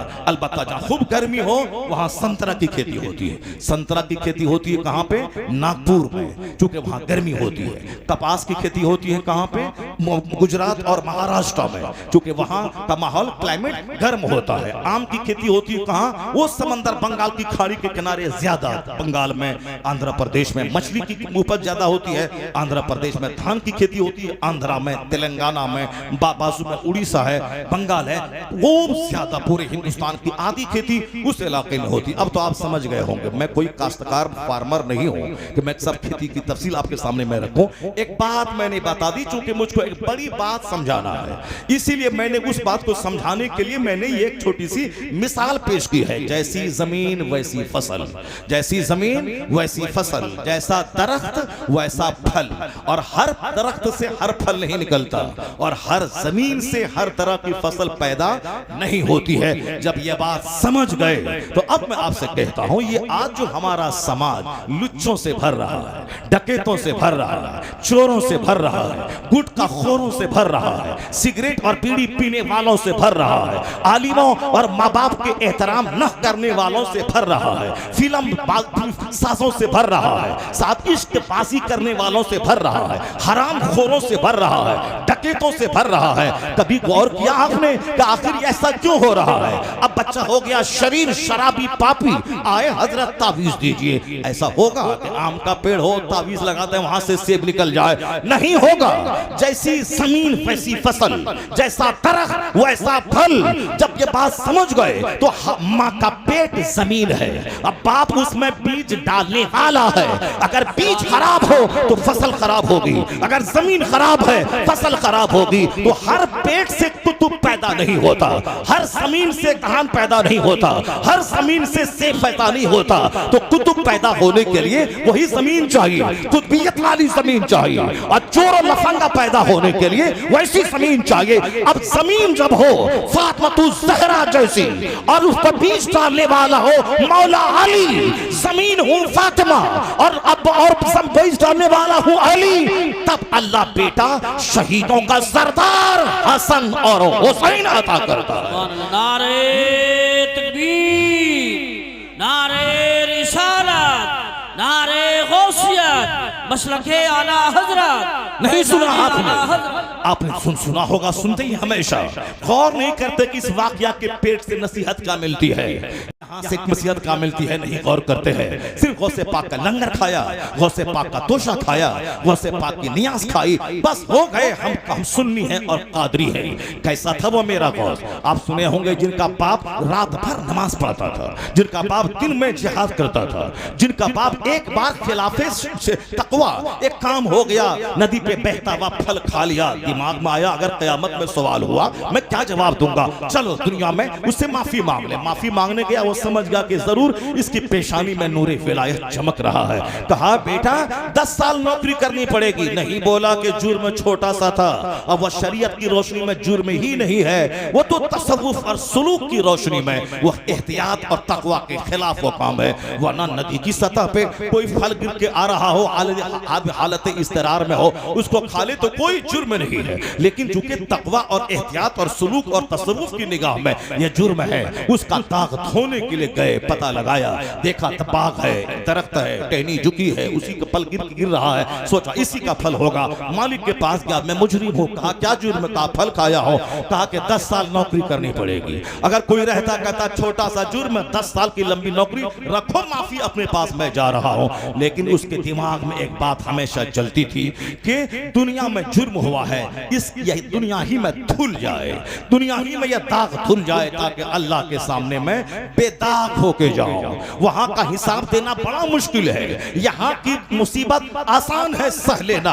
क़यामत के दिन 1 मिनट की तकलीफ ऐसी होगी कि दुनिया का 1000 साल में आदमी के बदन को कुल्हाड़ी से काट दिया जाए। इस शिद्दत जहन्नम की 1 मिनट की शिद्दत के सामने ये तकलीफ कोई माना नहीं रखती। असल शिद्दत तकलीफ वहां की, असल मुसीबत वहां की। जो अल्लाह वाले हैं उसके दिमाग में हमेशा जन्नत रहती है, उनके दिमाग में हमेशा जहन्नम रहता है, उनके दिमाग में दुनिया का मुकाबला नहीं रहता, उनके दिमाग में नेकी का मुकाबला है। वह तहज्जुद पढ़ा है तो मुझे चाश्त भी पढ़ना है, वह चाश्त पढ़ता है मुझे इशराक भी पढ़ना है, वह इशराक पढ़ता है मुझे अवाबीन भी पढ़नी है, वह अवाबीन पढ़ता है मुझे 100 रकात नमाज नफल अलग से पढ़ना है। ये मुकाबला है नेक लोगों का। वह नेक लोग थे, मुकाबला करके चले गए। अब हम लोगों को मुकाबला है, वह बुलेट लिया है तो हमें उससे महंगा बुलेट लेना है, वह 16 लाख की बाइक लिया है तो हमें 20 लाख की बाइक लेना है, वह ऐसा टाइल्स लगाया है हमें उससे अच्छा टाइल्स लगाना है, वह ऐसा मार्बल दिया है तो हमें उससे अच्छा ग्रेनाइट लगाना है। जाओ कंकड़ पत्थर ग्रेनाइट का मुकाबला करते रहो, उसी का मुकाबला करते करते मर जाओ। बड़े लोग पत्थर का मुकाबला नहीं करते, बड़े लोग अखलाक का मुकाबला करते हैं, वह कैरेक्टर और कंडक्ट का मुकाबला करते हैं, वह इल्म और तकवा का मुकाबला करते हैं। नौजवान का माफी करो का 10 साल का मंजूर है, 10 साल की नौकरी हुई अब माफ करो का अब भी माफी न होगी। एक शर्त और है, एक लूली लंगड़ी अपाहिज कौम की बेटी है, निकाह करना पड़ेगा। वो अगर वो हमारे जैसा होता तो कहता छोटा सा जुर्म है, 10 साल की नौकरी है, उसके बाद ये लूली लंगड़ी की शर्त आपने क्यों रख दी? मगर नहीं, अल्लाह से डरने वाला का ठीक है, जब यही शर्त ठहरी तो मुझे कबूल है। लूली लंगड़ी अपाहिज गोंगी से भी निकाह कबूल है। शादी कर ली, शबे उरूसी में देखा हुस्नो जमाल की मुजस्समा बैठी है, चौंक गए। घर से बाहर निकला, बोला था लूली लंगड़ी अपाहिज जहां हुस्नो जमाल की तस्वीर है। जब लड़की के वालिद ने देख के कहा बेटा मैं समझ गया तू क्यों वापस आया, वही है तेरी बीवी, वही है मेरी बेटी, उसी से हुआ है तेरा अक्द। मैंने जो बोला था लूली लंगड़ी अपाहिज गोंगी, इस माना कर कहा था कि मेरी बेटी कभी जबान से खिलाफ हक कोई बात नहीं बोली है, इसीलिए मैंने गोंगी कहा। हाथ से कोई गुनाह नहीं हुआ है, इसीलिए मैंने उसे लूली कहा। पांव गुनाह की तरफ नहीं चले हैं, इसीलिए मैंने प्यार से लंगड़ी कहा है। पेट में हराम गजा नहीं गई है, इसीलिए मैंने उसको कहा कि लूली लंगड़ी अपाहिज गूंगी है, भूखी प्यासी है, इसलिए मैंने तुझसे कहा मेरे लाल वो है मेरी बेटी। ये बताएं वो नौजवान जो उस मुसीबत समझ के अब्द किया था, लूली लंगड़ी अपाहिज है, मैं इसको ढोलूंगा, मैं सह लूंगा, मगर अल्लाह ताला मुझको माफ कर दे, कयामत के दिन मैं बेदाग होके जाऊं। ये गुनाह, ये मुसीबत है, ये मुसीबत है। लूली लंगड़ी अपाहिज को खिलाओ पिलाओ पेशाब पखाना करवाओ, ये मुसीबत है, मगर ये मुसीबत आखिरत की मुसीबत के सामने कुछ नहीं है। कबूल कर लिया। अल्लाह से जो सौदा करता है, अल्लाह से जो सौदा करता हुआ कभी खसारे में नहीं रहता है। ये सौदा अल्लाह से हुआ है, अल्लाह की मोहब्बत में लूली लंगड़ी से अक्द कर लिया। ये सोच के नहीं कि करामत से देख लिया कि वो अच्छी है, हुस्न जमाल की देवी है, करामत से देख लिया, नहीं नहीं, करामत से नहीं देखा, वह फैक्ट समझ करके लूली से निकाह कर रहा हूं, लंगड़ी और अपाहिज गोंगी से शादी कर रहा हूं। हकीकत में जो तारीख का जो पेज बोल रहा है वो यही है, करामत समझ के नहीं कि वो हाँ देख लिया मैंने, ये ऐसे ही बोल रहे हैं, वो नहीं, वो अपनी दानिश्त में वो लूली लंगड़ी समझ के निकाह किया। लेकिन जब उसका इनाम ये मिला, जो अल्लाह से सौदा करता है वो खसारे में नहीं रहता है। जब हुस्नो जमाल की तस्वीर देखी सजदा रेज हो गया, इलाही मैंने तो आखिरत की खातिर इसको उठाया था और तूने इसे इस वक्त का सबसे बड़ा इनाम बना के तुझको तूने अता फरमा दिया। अल्लाह से जो बिजनेस करता है, अल्लाह से जो सौदा करता है, उसका इनाम ऐसा ही होता है। कड़ाके की सर्दी में नहा के देखें, फजर की नमाज पढ़ के देखें, दिल में कितना इत्मीनान नसीब होगा। अल्लाह की खातिर सच बोल के देखें, झूठ बोलता 1 लाख का फायदा होता, सच बोला 100 रुपए मिला। अल्लाह की खातिर इतने हजार को कुर्बान करके देखें, सच बोलकर 1 रुपया कमा के देखें, अल्लाह कितनी बरकतें देता है। 1 करोड़ कमाया, 1 करोड़ डॉक्टर को ले जाके दे दिया, इधर से लाया उधर दे दिया, 10 कमाया और आराम से चैन की गहरी नींद लिया, दिल भी मुतमईन है, बाल बच्चे भी अच्छे हैं। ये उन खरबों रुपए से बेहतर है जो उन हरामखोरों को कभी नसीब नहीं है। अल्लाह से बिजनेस करके देखिए, अल्लाह से मुसीबत मोल लेके देखिए, सच बोल के देखिए, हराम छोड़ के देखिए, बिस्तर छोड़ के नमाज पढ़ के देखिए, काली कलोटी दीनदार औरत से शादी करके देखिए। अगर सिर्फ मुखड़ा देखा, नफ्स की बात मानी, चेहरा देखा, ये नहीं देखा कि जवान हुई है 18 साल में, शादी हो रही 38 साल में, जवान होने के ये 20 साल कैसे गुजरे, कहां गुजरे, कैसा गुजरा, हॉस्टल में कैसे रही, स्कूल में कैसे रही, कोचिंग सेंटर में कैसे रही, अपने बाप के घर में जवान होने के बाद 20 साल तक कैसे रही।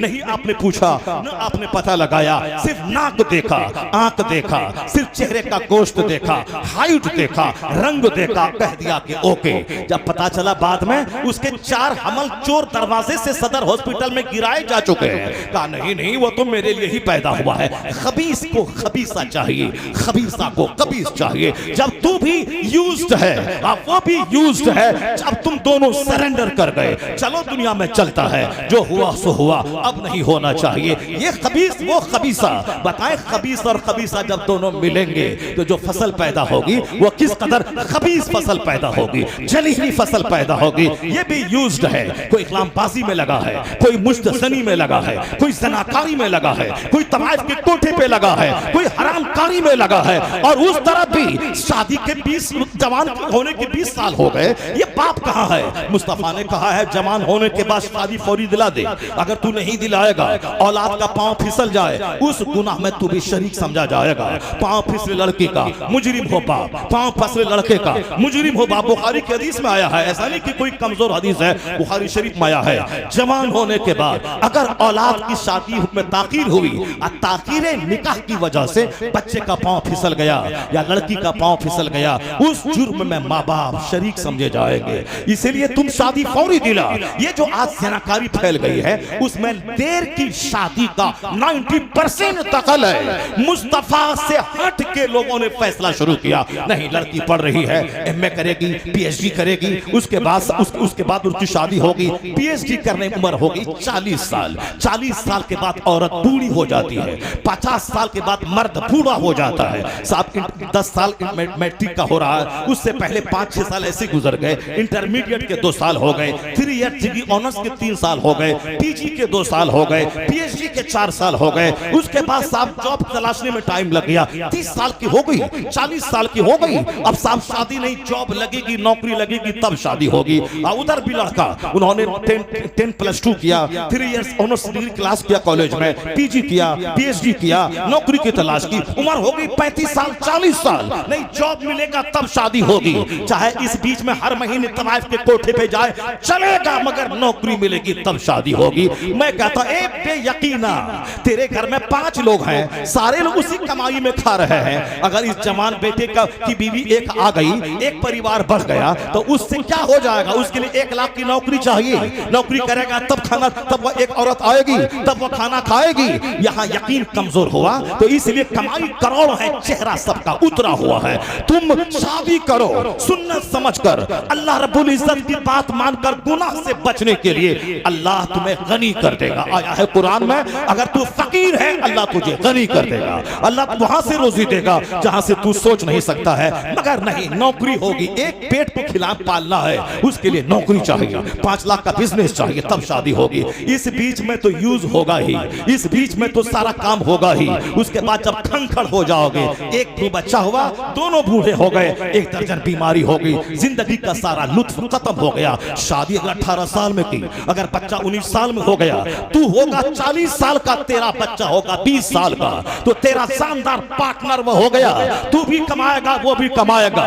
तू है 40 साल का, तेरी बेटी होगी 20 साल की, तू अपनी होशो हवास में जवानी में उनकी शादी करवा दे, वरना तू हो जाएगा 70 साल का, तेरी बेटी होगी 20 साल की। तो एक बोझ सीने पे लेके पैसा कहां से लाए, कहां भाग दौड़ करे, कहां से रिश्ता ढूंढे, या बोझ लेके मर जाएगा, तेरी बेटी कुंवारी रह जाएगी। मुस्तफा लाजवाब है, मुस्तफा का हर कानून लाजवाब है, उनका हर दस्तूर लाजवाब है, उनका हर उसूल लाजवाब है। मुस्तफा से हट के दुनिया में आग लग गई, दुनिया ज़िना से भर गई। एक रास्ता है, नबी ने जो कहा है, वक्त पे शादी, अगर इस उसूल पे अमल करेगा 90% ज़िनाकारी का खात्मा हो जाएगा, पाकीज़गी का माहौल पैदा हो जाएगा। नारे तकबीर, खिलाफे पैगंबर कसे रह गुज़ीर के हरगिज़ पवनसिल न ख़ाहद रसील। मुस्तफ़ा से हट के जो जिएगा, नहीं होगा समाज का कल्याण, नहीं होगा समाज का भला।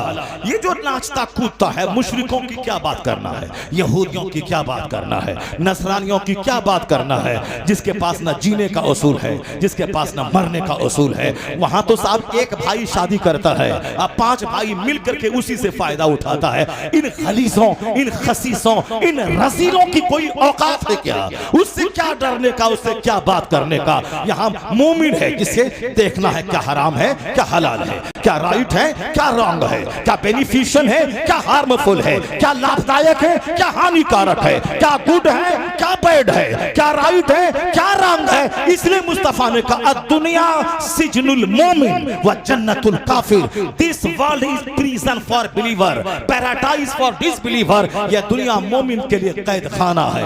कैद खाने में आदमी आजादी से नहीं घूमता है, इधर दीवार उधर दीवार इधर दीवार। इसीलिए हुजूर ने कहा दुनिया मोमिन के लिए कैद खाना है। इधर हराम की दीवार है, इधर नाजायज की दीवार है, इधर मकरूहात की दीवार है, इधर हलाल की दीवार है। तो हलाल चुनना है, हराम को अवॉइड करना है, हराम को छोड़ना है। तो हर चीज खा नहीं सकता आदमी। खाने के लिए क्या हलाल है, क्या हराम है। मुर्दार नहीं खाना है, हराम नहीं खाना है, शराब नहीं पीना है, ना अल्कोहल नहीं पीना है। यही है कैदी की जिंदगी। और जो यहाँ एहतियात किया, हराम से बचा, नाजायज से बचा, फूक फूक के चला, तो दुनिया का 100 साल 1 सेकंड है। अल्लाह कहता है 1 सेकंड सब्र कर ले और कैदी बन के रह जा। जहां कैद से छूटेगा, खरबों साल की जन्नत अल्लाह तुझ पर कुर्बान कर देगा। खरबों साल की जन्नत अल्लाह तुझको दे देगा। 100 साल 1 मिनट सब्र कर ले। यहाँ सब्र हो नहीं रहा है। लोग किस्सा कहानी लेके बैठे हैं, लोग साहब हिंदुस्तान पाकिस्तान लेके बैठे हैं, अमेरिका जापान लेके बैठे हैं, बांग्लादेश इंडोनेशिया लेके बैठे हैं। आखिरत लेके कोई नहीं बैठा है, जन्नत लेके कोई नहीं बैठा है, मुस्तफा की सुन्नत लेके कोई नहीं बैठा है। अब बताएं, जब उसने अल्लाह से सौदा किया है, तो अल्लाह तबारक व तआला ने उसे दुनिया की में इतना बड़ा फायदा दिया कि हुस्नो जमाल की मुजस्समा सामने है, सजदे शुक्र में नौजवान डूब गया होगा। मालिक मैंने तो तेरी मोहब्बत में इस लूली लंगड़ी को इख्तियार किया था और तूने तो इसे हुस्नो जमाल की तस्वीर बना के दे दिया। इलाही तेरा करोड़ों एहसान। जब लड़का इतना अल्लाह से डरने वाला कि 10 साल नौकरी करे, लूली लंगड़ी से शादी को तैयार हो जाए, और लड़की इतनी कि आंख ने गुनाह नहीं देखा है, जबान ने गुनाह नहीं किया है, कान ने गुनाह नहीं किया। मेरी माँ बहन बेटी, ये कान में वायर ठूस के दिन के 24 घंटों में 10 घंटे गाना सुनना, मेरी माँ बहन बेटी ये इस आंखों में 24 घंटे व्हाट्सएप मोबाइल पे गंदी गंदी तस्वीरें देखना, आंख तो हो गई जख्मी, कान तो हो गया जख्मी, जबान पे गाने गाना, जबान तो हो गई जख्मी, प्यार मोहब्बत के नाम पे तो 10 घंटे तक फोन पे चिपका रहना, जिससे शादी की बात चल रही है, जिससे मंगनी हो गई है, अभी भी वो तेरे लिए अजनबी है। शादी के बाद वो तेरा शौहर है, शादी के बाद वो तेरी बीवी है, शादी निकाह से पहले वो अजनबिया है। अजनबिया से बातें करना मजे ले लेकर ये जबान का गुनाह है, अगर बातें करना ये जबान का ज़िना है, वो खतरनाक बातें सुनना कान का ज़िना है। और होटल में बैठ के एक साथ खाना निकाह से पहले ये सब आंखें देखना, हाथ देखना, अगर शैतान ने मुदाखलत की और पांव फिसल गया तो दोनों हो गए यूज, ये ज़िना है। और फिर बाद में निकाह भी कर ले, लेकिन निकाह करने के बाद तो तुम, चूंकि तू भी ज़ानी है वो भी ज़ानिया है, दोनों जख्मी है। अगरचे निकाह कर लिया अब ज़िना नहीं होगा, अब प्योर काम है, लेकिन पहले जो ज़िना हो गया उसका खमियाजा कौन भुगतेगा? पहले जो हो गया उसका खमियाजा कौन भुगतेगा? तू भी यूज्ड है, वो भी यूज्ड है। अब बच्चा महा यूज्ड पैदा होगा, बच्चे के बदन में जज्बात का तूफान होगा, वो महापापी, महाशराबी, महाज़िनाकार, महाबदतमीज पैदा होगा। देख नजारा मां लाजवाब है, न जबान ने कता की, न हाथ ने कता की, न पांव ने गुनाह किया, न पेट ने गुनाह किया, न कान ने गुनाह किया, गुनाहों से सेफ, उधर नौजवान भी गुनाहों से सेफ। वह दोनों जब मिलकर इज़्दिवाजी जिंदगी गुजारने लगे, रहने लगे मियां बीवी की तरह, उन दोनों के मिलन के बाद जो अल्लाह ने फसल दिया है, जो अल्लाह ने फल दिया है, उस दरख्त से वह फल कौन था? क़यामत तक के वलियों का सरदार अब्दुल कादिर जिलानी की शक्ल में वह फसल पैदा होती है, वह फल पैदा होता है। जिस तरह की जमीन होगी वैसी फसल पैदा होगी, जैसा दरख्त होगा वैसा फल पैदा होगा। यही कानून है। बाप सैयद गयासुद्दीन है, मुसीबत के मारे हैं, एक बाग है उससे खा पी रहे हैं, पर हराम को टच नहीं कर रहे हैं। अगर मैं सोने का घर भी संभल में बना लिया तो सोने का घर में हमेशा तो रहेंगे नहीं। उम्र 70 साल 80 साल 90 साल मरना तो है ही। ये बर्क साहब हैं, उम्र इनकी 100 के करीब हो रही है, रहे MP बनकर, लेकिन अब वो जाने के कगार पे हैं, चले जाएंगे। अल्लाह उसे ईमान की हालत में मौत दे। हिंदुस्तान का दबंग लीडर है, हक बोलने वाला, 95 साल की उम्र में भी 18 साल के जवान के लिए एक मॉडल है, हक बोलने वाला। तो हक बोलने वाला जो बोलता है ऐसा कदा नहीं मानेंगे, हम उस दिन हम नमाज पढ़ेंगे, हम तुम 4 टंका बजाओ नाचो कूदो मगर हम नमाज पढ़ेंगे, हम नहीं मानेंगे इस फैसले को। अरे बोल तो दिया। हक बोलता वही जो बहादुर होता है। ये 90 साल का आदमी ये तो बहादुर बोला। और वो जो लंबी टोपी लगा के लुचवा जो वहां चला गया था, वहां लुचवा सारे हिंदुस्तान वालों की निगाहों में जो गिर गया, वो लुचवा का क्या होगा, वो लफंगा का क्या होगा। और ये है हमारा शेर 90 साल की उम्र में बोला नहीं बोलेंगे, नमाज पढ़ेंगे, अल्लाह से दुआ करेंगे, मेरा अल्लाह दुआ कबूल करेगा। वो अल्लाह फकीर को भी बादशाह बना देता है, अब बादशाह को भी फकीर बना देता है। ये दुनिया क्या है? अल्लाह जब चाहेगा, जिस वक्त चाहेगा सब कुछ हो जाएगा। फिर सजदा होगा, फिर अज़ान होगी, सब होगा। हक बोला क्या करेगा? जेल में डालेगा। और क्या करेगा इसके अलावा? तेरे पास है क्या? जेल में डालेगा। पर हक तो बोला। सलाम करता हूं उसकी बहादुरी को, मैं उसके जज्बात को मैं सलाम करता हूं, जिन्होंने ऐसा बोला तो सही कि हम नमाज पढ़ेंगे, हम अल्लाह से दुआ करेंगे। अभी तेरे हाथ में पावर है, तेरे हाथ में ताकत है, तेरे हाथ में जज है, तेरे हाथ में कोर्ट है, और तू फैसला ले ले। हमारे पास हम मजबूर हैं, हमारे पास नहीं है, तो चलो तुम कुछ करो जो तुम जानो। हम उस रब से लौ लगाए हैं जो अल्लाह आंधी को बदल देता है, जो अल्लाह मौसम बदल देता है, फकीर को बादशाह बना देता है, जो अल्लाह सैलाब से इलाके को तबाह कर देता है, फिर इलाके को नई आबादी अता कर देता है। मेरा खुदा वही है जो फिरौन को 400 साल की सल्तनत देना भी जानता है, और फिरौन को दरिया में डुबा के उसे मारना भी जानता है। नारे तकबीर। नारे रिसालत, नारे गौसियत, मसलके आला हजरत, फैजान आला हजरत हजरत अल्लामा शहरियार रज़ा साहिब क़िबला, जश्न दस्तार बंदी। एक तो मैं मुस्लिम, ईमान की रस्सी को मजबूती से थामे रखना। दुनिया में अगर लुच्चागिरी भी करेगा, उसका तलवा भी चाटेगा, तो सब दिन जिंदा नहीं रह पाओगे। मर के अल्लाह को मुंह दिखाना है, जहां खरबों साल रहना है। मरना तो है ही, अगर दीन के नाम पे अगर मर गए, अगर किसी ने तकलीफ दिया, मैं दाढ़ी हूं, दाढ़ी मेरे पास है, कोई मार रहा है, मैं मुस्लिम हूं, कोई मुझे तकलीफ दे रहा है, इतना तो कहेगा अल्लाह के सामने, इलाही मैं तुझ पर ईमान लाता था, मैं सताया गया हूं, मैं कलमा पढ़ता था, मैं सताया गया हूं, मैं नमाज पढ़ता था, मैं मारा गया हूं, तेरे लिए मारा गया हूं।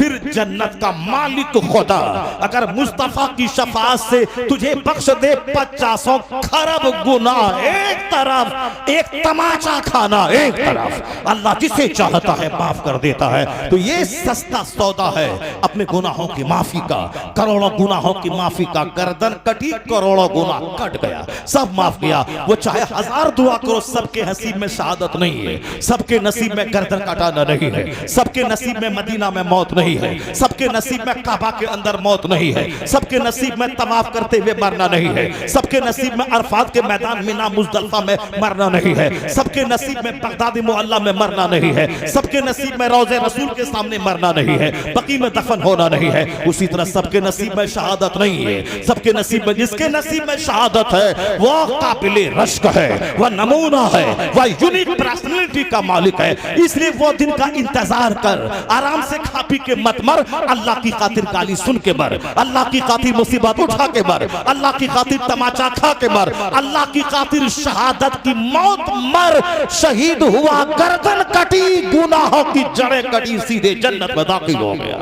अल्लाह तबारक व तआला हम सबों को शहादत की आला मौत अता फरमाए। ईमान अगर पुख्ता रहेगा तो फिर मुनाफिकत नहीं आएगी, सदाकत वहाँ पैदा होगी। वह हलाल खाता था, गरीबी में रहता था, मगर कभी वह हराम को टच नहीं करता था। एक छोटा सा बाग है, उसी की जो आमदनी है उसी में रहा, उसी को खाया पिया। माँ ऐसी लाजवाब है, नमाज़े पंजगाना भी है, फिर रात में 12 बजे के बाद बैठ जाना है और नमाज़े तहज्जुद पढ़ना है, कलमा शरीफ पढ़ना है। माँ रात भर मुसल्ले पे, और बाप हलाल खोर, नेक परहेजगार, 5 वक्त का नमाजी और नफल इबादत करने वाला।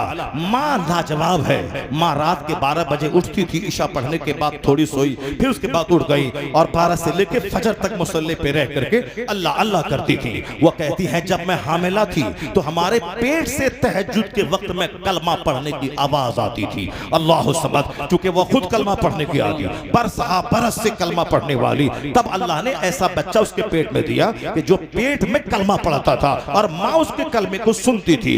जो बच्चा माँ के पेट में कलमा पढ़ा और जिनका बाप जाहिद है, जाहिद है, दुर्वेश है, वो गरीबी का बोझ उठाता है मगर वो हराम का एक दाना टच नहीं करता है, और माँ मुश्किलात में रहती है, शौहर से लड़ती नहीं है, शौहर से झगड़ती नहीं कि माल चाहिए, शौहर से लड़ती नहीं है कि तुम्ही को जन्नत जाना है और किसी को जन्नत नहीं जाना है, तुम्ही नमाज लेके बैठे हो, तुम्ही को दाढ़ी रखना है, तुम्ही को जन्नत की फिक्र है। ये 40 करोड़ मुसलमान इंडिया में है, उनको जन्नत नहीं जाना है। ये मुसलमान, ये भी अपनी बीवी की बात सुनी, ताना सुना, दाढ़ी मुंडा दिया, कहा चलो अब जो तुम कहती है वही करेंगे, तुम वही मानती है, दाढ़ी मुंडा दिया, टोपी फेंक दिया, बस आप फटा हुआ पैंट पहन लिया, अब चला चलो अब जो तुम बोल रहा वही हम काम करेंगे। अब गया, अब ये भी नाचा कूदा, मगर रिस्क तो वही मिलेगा जो तकदीर में लिखा हुआ है, चाहे दाढ़ी रहे या दाढ़ी को मुंडा ले। ऐसा थोड़ी कि दाढ़ी मुंडने के बाद हीरा बरसने लगता है, दाढ़ी मुंडने के बाद जमीन से खजाना निकलने लगता है। जो लोग दाढ़ी मुंडते हैं, जो लोग झूठ बोलते हैं, ऐसा नहीं कि सारे झूठे अरबपति हो गए और सारे लोग मुकेश अंबानी हो गए, सारे लोग अमेरिका के साहब बिल गेट्स हो गए, ऐसा नहीं है। दाढ़ी मुंडाओ चाहे दाढ़ी रखो, मगर रोजी उतनी ही मिलेगी जितना अल्लाह देना चाहते हैं। मगर हुजूर ने फरमाया है आखिर जमाने में शौहर की तबाही और बीवी के हाथों, औलाद की तबाही माँ बाप के हाथों, माँ बाप की तबाही औलाद के हाथों। वो खतरनाक वक्त आ जाएगा कि औलाद माँ बाप के हाथों तबाह होगी। औलाद ने तकरीर सुनी, की, वह नेक बनना शुरू किया। अब माँ बाप बोलते हैं देखो जवानी में बूढ़ा हो गया, अब इसको नेक बनना के लिए बुढ़ापा बाकी है। सारे बच्चे खेल कूद रहे हैं, ये नमाज पढ़ने मस्जिद 5 टाइम बार जा रहा है, ये क्या डेवलप कर पाएगा, क्या ये तरक्की कर पाएगा। बेटा माँ बाप की बात सुना, दाढ़ी मूंड करके वो भी लुच्चा लफंगा हो गया। सच कहा मुस्तफा ने, अखीर जमाने में औलाद की तबाही माँ बाप के हाथों। अब माँ बाप नेक बने, औलाद बेचारी कह रही है कि इसी माँ बाप को जन्नत जाना है। वो फला बाप अपने बेटे के लिए मकान बना के गया, जमीन छोड़ के गया, कार छोड़ के गया, 10-20 करोड़ फिक्स डिपॉजिट रकम छोड़ के गया। ये मेरा बाप क्या छोड़ के जा रहा है, इसको जन्नत की फिक्र है, औलाद की फिक्र नहीं है। इनको हज की फिक्र है, हज करने में 5 लाख लगते हैं, ये 5 लाख बचेगा तो हम उससे लेके बाल बच्चों को पालेंगे। ये देखिए माँ बाप ने हज का प्लान छोड़ दिया। सच कहा मुस्तफा ने, औलाद के हाथों माँ बाप की तबाही, माँ बाप के हाथों औलाद की तबाही, दोस्त के हाथ दोस्त की तबाही, भाई के हाथ भाई की तबाही।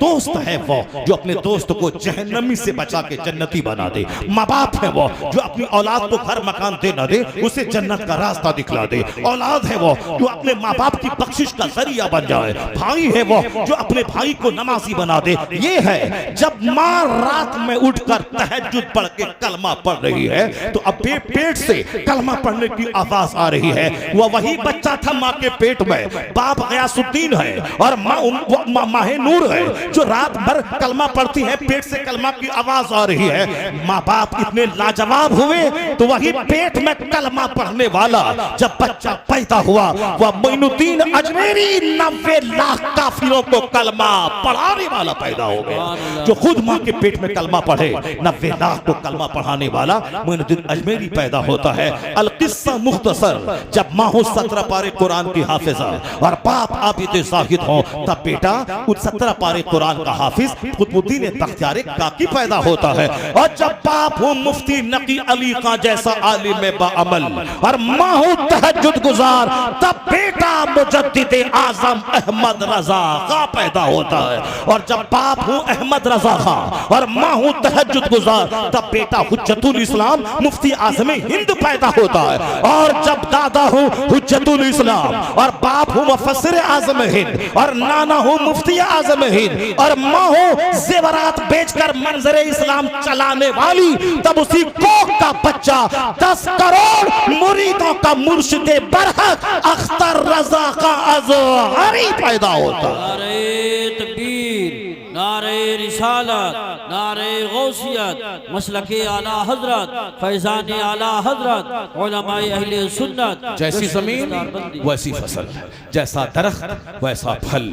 अब बस सिर्फ मजा लेने के लिए लड़की की नाक मत देखना, मजा लेने के लिए लड़की का चेहरे का गोश्त मत देखना।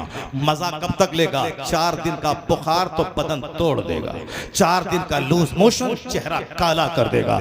नहीं सुना तुमने मसनवी शरीफ में मिसाल देने के लिए अल्लामा रूम वलियों के सरदार ने क्या कहा था? अल्लामा रूम कहते हैं कि एक बादशाह का शहजादा एक गरीब रियाया की बेटी पे आशिक हो गया, उसी के लिए दिन भर सोचते रहना, पूरा बदन हाथ गल गया। बादशाह नेक था, उसने सोचा ये मेरा शहजादा उस गरीब रियाया की बेटी पे फरेफ्ता हो गया है, कैसे इसको रोका जाए? वजीर ने कहा कि बादशाह सलामत, आप मुतमईन रहें, मैं उसे रोक दूंगा। उनको आपको बेइज्जती का डर है कि मैं बादशाह हूं, वह नेक आदमी है। बेटा उसका किसी तरह से नजर पड़ गई, एक वजीर की बेटी, सिपाही की खूबसूरत बेटी पे नजर पड़ गई, उससे उन्होंने इश्क लड़ाना शुरू कर दिया। उसकी एक तरफा इश्क हो गया, खूबसूरत थी, दिल ही में क्या वो उससे हम शादी करेंगे। मेरा बादशाह, मेरा दादा बादशाह, मेरा खानदान बादशाहत का एक मामूली आदमी की बेटी से कैसे शादी करे? दिमाग में ठान लिया, उसी फिक्र में खुलता चला गया। बादशाह भी बीमार रहने लगा, मैं बेटे को कैसे रोक लूं, कैसे समझाऊं? वजीर ने कहा कि आप मुतमईन रहें, मैं समझा दूंगा। मसनवी शरीफ हिदायत वाली किताब, जो पढ़ेगा अमल करेगा वली बन जाएगा। आज भी इतने 100 साल गुजर गए, अल्लामा रूम की किताब के 70 से नूर टपकता है, आदमी की जिंदगी में रोशनी से प्रेरणा मिलती है। कहते हैं कि बादशाह के वजीर ने कहा मैं ठीक कर दूंगा। तो बादशाह के वजीर ने उस गरीब आदमी जिसकी बेटी पे उसका शहजादा आशिक था, उसको खाने की दावत दी कि बादशाह के शाही महल में खाने की दावत है। और खाते वक्त अपनी बेटी को भी ले आना, उसकी भी दावत है। चुनांचे उनको दावत दिया, वक्त पे उनको आना है, बाप को भी आना है, साथ में बेटी को भी आना है। और शाही महल में एक रूम उसको दे दिया गया, यहीं तुम अपनी बेटी के साथ, यहीं पर दावत है, शाही दस्तरखान बिछेगा, वहां खाना खाना है। शहजादे को कान में कहा कि जिससे तू इश्क करता है उस माशूका को मैंने बुलाया है, उस माशूका को बुलाया है। बादशाह का लड़का उछल गया, कूद गया कि मेरी तमन्ना अब पूरी होने वाली है। कहा ठीक है, दस्तरखान पे आ जाना, मैंने तुझे तेरी माशूका को दावत दी है, उससे तुझको मिलवाना है। ये खुश हो गया, मस्त हो गया। उधर दावत दी, उधर बाप भी आया, उसकी बेटी भी आई। उसके खाने में इन्होंने जमाल गोटा कुछ जड़ी मिला दिया। खाना था उस लड़की का कि खाने के बाद लड़की का लूज मोशन शुरू हो गया। एक आदमी को लगा दिया था, एक खातून को, ये जितना भी लूज मोशन, उस हालत के लूज मोशन ऐसा हुआ कि वह सूख के कांटा बन गई, चेहरा पूरा काला हो गया। और फिर उनके तमाम उस लूज मोशन वाले पाखाने को एक जगह टोकरी में जमा करने के लिए एक खातून को, एक दाई को लगा दिया गया था। जब ये मरने के करीब पहुंच गई, अब साहब चेहरा काला हो गया, बिस्तरे मर्ग पे पड़ गई, तो बादशाह से कहा चलो तुम्हें तुम्हारी माशूका को दिखला दे। बादशाह के बेटे को बोला वजीर ने, चलो माशूका को देख लेना है। माशूका आई है, वो महल के फला कमरे में है, ये झूमता हुआ गया वजीर के साथ, ये मेरा हमदर्द है, ये मेरा खैरखा है, मेरे बाप से कह करके, क्योंकि बाप इस वजीर को बहुत चाहता है, ये को बोलेगा तो शादी मेरी उससे मेरा बाप करा देगा। मस्त हो गया। जब वहां गया, कहा दाया से कि कपड़ा उठाओ, उनके चेहरे जब कपड़ा हटाया, कहा ये तेरी वही है माशूका जिस पर तू फिदा था, कबर था, कभी नहीं होगा, ये वो मेरी माशूका नहीं है, ये नहीं है, वो तो हुस्न जमाल की मुजस्समा है, चेहरे से साफ किरण फूटती है, वो साहब वो गोरे रंग की मलका थी। नहीं वही है, वही है, ये उनका बाप है, ये वही तुम्हारी माशूका है। का हुस्न कहाँ गया? दाया को इशारा दिया कि टोकरी उठा के लाओ, पाखाने की टोकरी। जब उसका कपड़ा हटाया, बदबू से इसकी नाक में जा फटने लगे हो। कहा कि यही है उसका हुस्न, यही है उसका हुस्न, सारा हुस्न वहीं चला गया है, इसका रंग भी वहीं गया है, इसका गोश्त भी वहीं चला गया है, सारा हुस्न का बस एक सर्द आह खींच के रह गया। उसके बाद कान पकड़ा, सच्ची तौबा की, अभी मैं ऐसा काम नहीं करूंगा। बादशाह को इत्मीनान नसीब हो गया, उस खातून का इलाज करवाया गया, वो अपने हाल में जिंदा रही, अपने बाप के पास गई। शहजादा बुराई से तौबा करके नेक बन गया। मसनवी शरीफ में अल्लामा रूम कहते हैं ये एक जबरदस्त तदबीर के जरिए उनके इश्क का सारा खुमार वजीर ने उतार दिया। वह कहते हैं ये दुनिया यही है, यह रंगो रोगन वाली। आला हजरत ने क्या कहा? शहद दिखाए, जहर पिलाए, डाइन कातिल शोहर कुश, इस मुल्तार पे क्या ललचाना, दुनिया देखी वाली है। यह दुनिया भी डाइन है जो तुझे कत्ल कर देगी। दौलत चाहिए, मकान चाहिए, कार चाहिए, जमीन चाहिए, ये कभी तेरे पास है, कभी उसके पास है। जो तेरे घर मजदूरी कर रहा था, आज वह अरबपति हो गया, और जो अरबपति था वो सड़क छाप हो गया, उसका बेटा हल चला रहा है, वो मजदूर जाके रेडी रिक्शा चला रहा है। क्या इस मुर्दार दुनिया पे ललचाना? ये दुनिया देखी भाली है, किसी के पास दुनिया एक हालत पे नहीं रहती। कभी इनसे निकाह करती है दुनिया, कभी उससे निकाह करती है दुनिया। इनके 10-50 शौहर है। क्या तू चाहेगा कि जो औरत 50 शौहर के पास जाए उससे तू निकाह करे? कभी नहीं चाहेगा, घिन होगी। उसी दुनिया आज इसके पास, कल उसके पास, कल उसके पास, परसों उसके पास। सिर्फ चेहरा देखा, नहीं देखा कैरेक्टर क्या है, नहीं देखा इसकी माँ कैसी है, नहीं देखा इसका बाप कैसा है। मुंह देखा ओके है, मुंह देखा ओके है। मुस्तफा ने क्या कहा था? मुख फरमाया था, तुन कहल मरअतु ले अरबा ले मालिहा वले जमालिहा वले हसबिहा वले दीनहा फस्फर बिज़ाति दीन। पूछो काजी साहब से, मौलाना साहब बताएंगे। बुखारी शरीफ की हदीस में आया है कि शादी में जनरली आमतौर पर 4 चीजें देखी जाती है: लड़की का हुस्न, लड़की का माल, लड़की की दौलत, लड़की का अखलाक। माल मत देखना, सिर्फ खानदान सिर्फ मत देखना, हुस्न मत देखना। हुजूर ने साफ कहा, मना किया।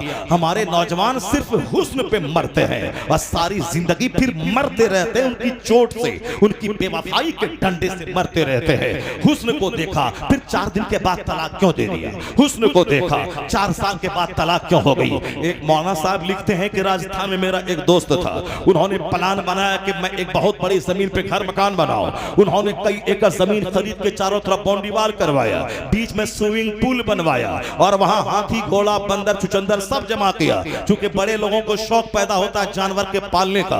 मैं भी 2 साल पहले दुबई गया था तो किसी ने कहा ये जो जंगल नजर आ रहा है ये शाही महल इसके अंदर में है, भाई इतना बड़ा जंगल है, इसमें बंदर हाथी सांप गाय बैल सारा जानवर मौजूद है। क्योंकि बादशाह दुबई को जानवरों का बड़ा शौक है, जैसे क्रिश्चियनों को कुत्ता पालने का शौक है, उसी तरह दुबई के इस शाह को जानवरों के पालने का शौक है।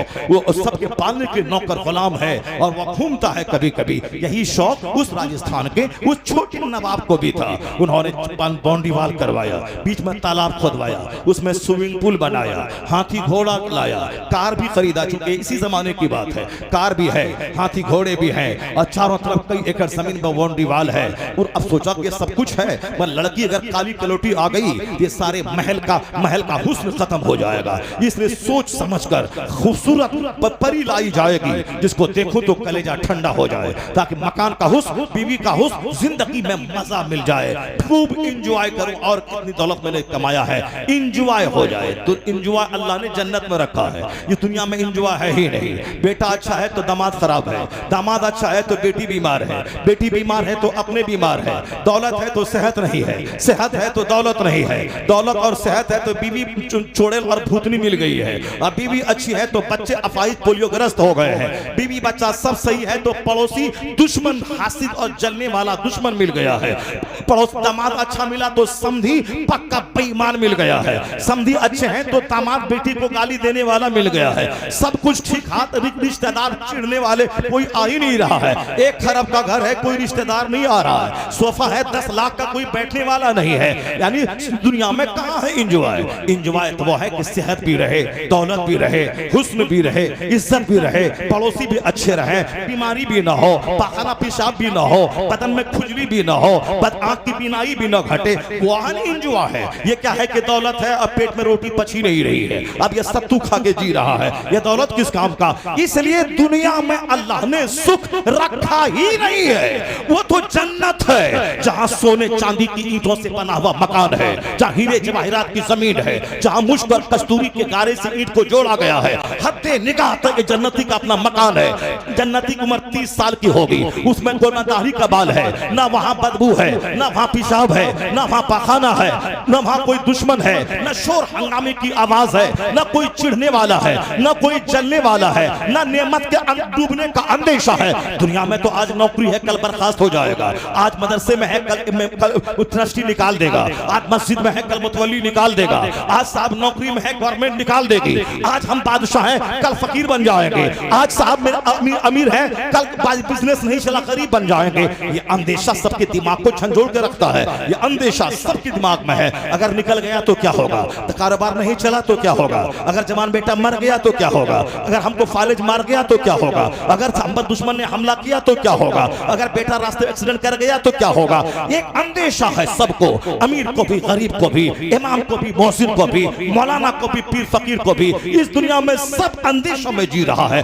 जन्नत में कोई टेंशन नहीं है, वहां 30 साल की उम्र रहेगी, कोई बूढ़ा नहीं होगा, न बाल सफेद होगा, न कोई बीमारी आएगी, न पसीने की बदबू है, न पेशाब पाखने की तकलीफ है। 70 बीवियां हैं, 30 मर्दों के बराबर सोहबत की ताकत है। वहां शराब की नहर जारी है, लबनन खालिस की नहर जारी है, दूध की नहर, शराबन पाकीज़ा की नहर, असलम मुस्तफा की नहर। वहां कई हजार नौकर गुलाम जो मोती की तरह चमकते हुए गिलमान होंगे। वहां की लज्जतें कभी कम नहीं होंगी। डेली बिरयानी खाए तो अच्छी नहीं लगती है, जन्नत में हर दिन मकान का हुस्न दोगुना होगा, खाने का हुस्न दोगुना होगा, वहां मजा किरकिरा ना होगा।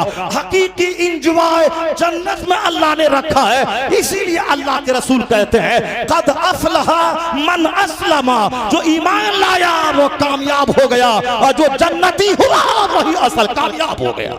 सुभान अल्लाह। नारे तकबीर, नारे रिसालत, नहीं है दुनिया में हुस्न। चाहे डीएम बन जाओ, चाहे एसपी बन जाओ, चाहे 1000 बीघा जमीन जो तो दुनिया में, जब दुनिया में एंजॉय ही नहीं है तो क्यों परेशान होने का, क्यों दुनिया में झूठ बोलने का, क्यों दुनिया में हराम खाने का, क्यों दुनिया में लुच्चा लफंगा बनने का। जब वहां 70 बीवियां मिलेंगी तो दुनिया में क्यों किसी लुच्ची लफंगी औरत से निकाह करके अपनी आने वाली नस्लों को खराब करने का, क्यों करने का। सब्र कर, हुजूर ने फरमाया ला तज़व्वजुहुन्ना ले हुस्निहिन्ना। साफ लफ्जों में सरकार ने फरमाया उनके हुस्न की वजह से निकाह मत करना। 90% लोग मुस्तफा की इस हदीस को ताक पे रख दिया और नफ्स की बात मानकर सिर्फ हुस्न की बात, खूबसूरती की बात, यह है कलवा कलोटा। यह नहीं देखता कि मैं कलवा हूं, मगर मेरी बीवी चाहिए हुस्न जमाल की देवी करीना। हेमा मालिनी उनकी नौकरानी चाहिए, हेमा मालिनी की बहन चाहिए। ये कलवा है। अगर उसको तुझको हेमा मालिनी चाहिए तो हेमा मालिनी को भी तो धर्मेंद्र जैसा खूबसूरत आदमी चाहिए। मगर ये चाहता मैं जैसे कलवा रहूं, नाक मेरी टेढ़ी रहे, मेरा कद छोटा रहे, मेरी उंगली छोटी रहे, मैं टेढ़ा रहूं, मैं उचक के चलूं, सब चलेगा, मगर बीवी मेरी हो करीना, मेरी खूबसूरत हो। बताइए ये कलवे को भी ख्वाहिश पैदा हो गई है। साहब नौकर गुलाम को जिसकी नाक टेढ़ी है वो भी खूबसूरत नहीं, कुछ भी हो, कुछ न दे मगर खूबसूरत होना चाहिए। अरे देख मुस्तफा ने क्या कहा, वाला अमतुन सौदाओ ज़ातो दीनिन अफजल। मुस्तफा कहते हैं काली कलोटी दीनदार औरत तेरे हक में बेहतर है। काली कलोटी दीनदार औरत तेरे हक में बेहतर है। ये नौजवान बोला नहीं नहीं, हुजूर ने कह दिया ठीक है, सरकार की बात सच्ची है, मगर मुझको खूबसूरत चाहिए। ठीक है बेटा, खूबसूरत चाहिए, खूबसूरत करके लाया। 4 दिन उसकी बीवी रही।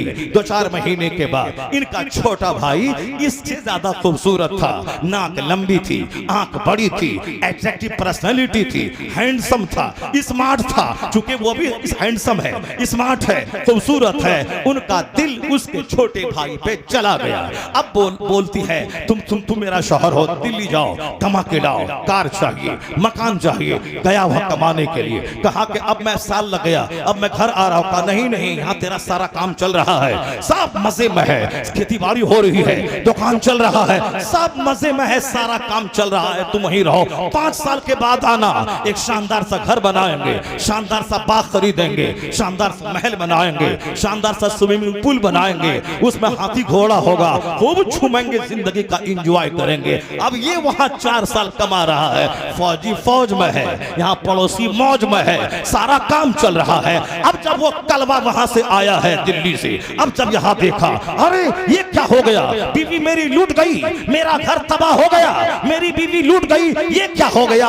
अब बोल, तूने मुस्तफा की बात नहीं मानी थी ना, तुमने गोरी से शादी किया था ना, अब अगर घर लूट गया इसका जिम्मेदार तुम है। जो भी मुस्तफा की मुखालफत करेगा तबाही तय है, बर्बादी तय है, जिल्लत तय है। खिलाफे पैगंबर कसे रह गुज़ीर के हरगिज़ बमंज़िल लक़ाद रसीद। मुस्तफा के खिलाफ चलेगा कभी मंजिले मकसूद पर नहीं पहुंच पाएगा। सुभान अल्लाह। अल्लाह ने सारी जिंदगी का लुत्फ मुस्तफा की गुलामी में रख दिया है।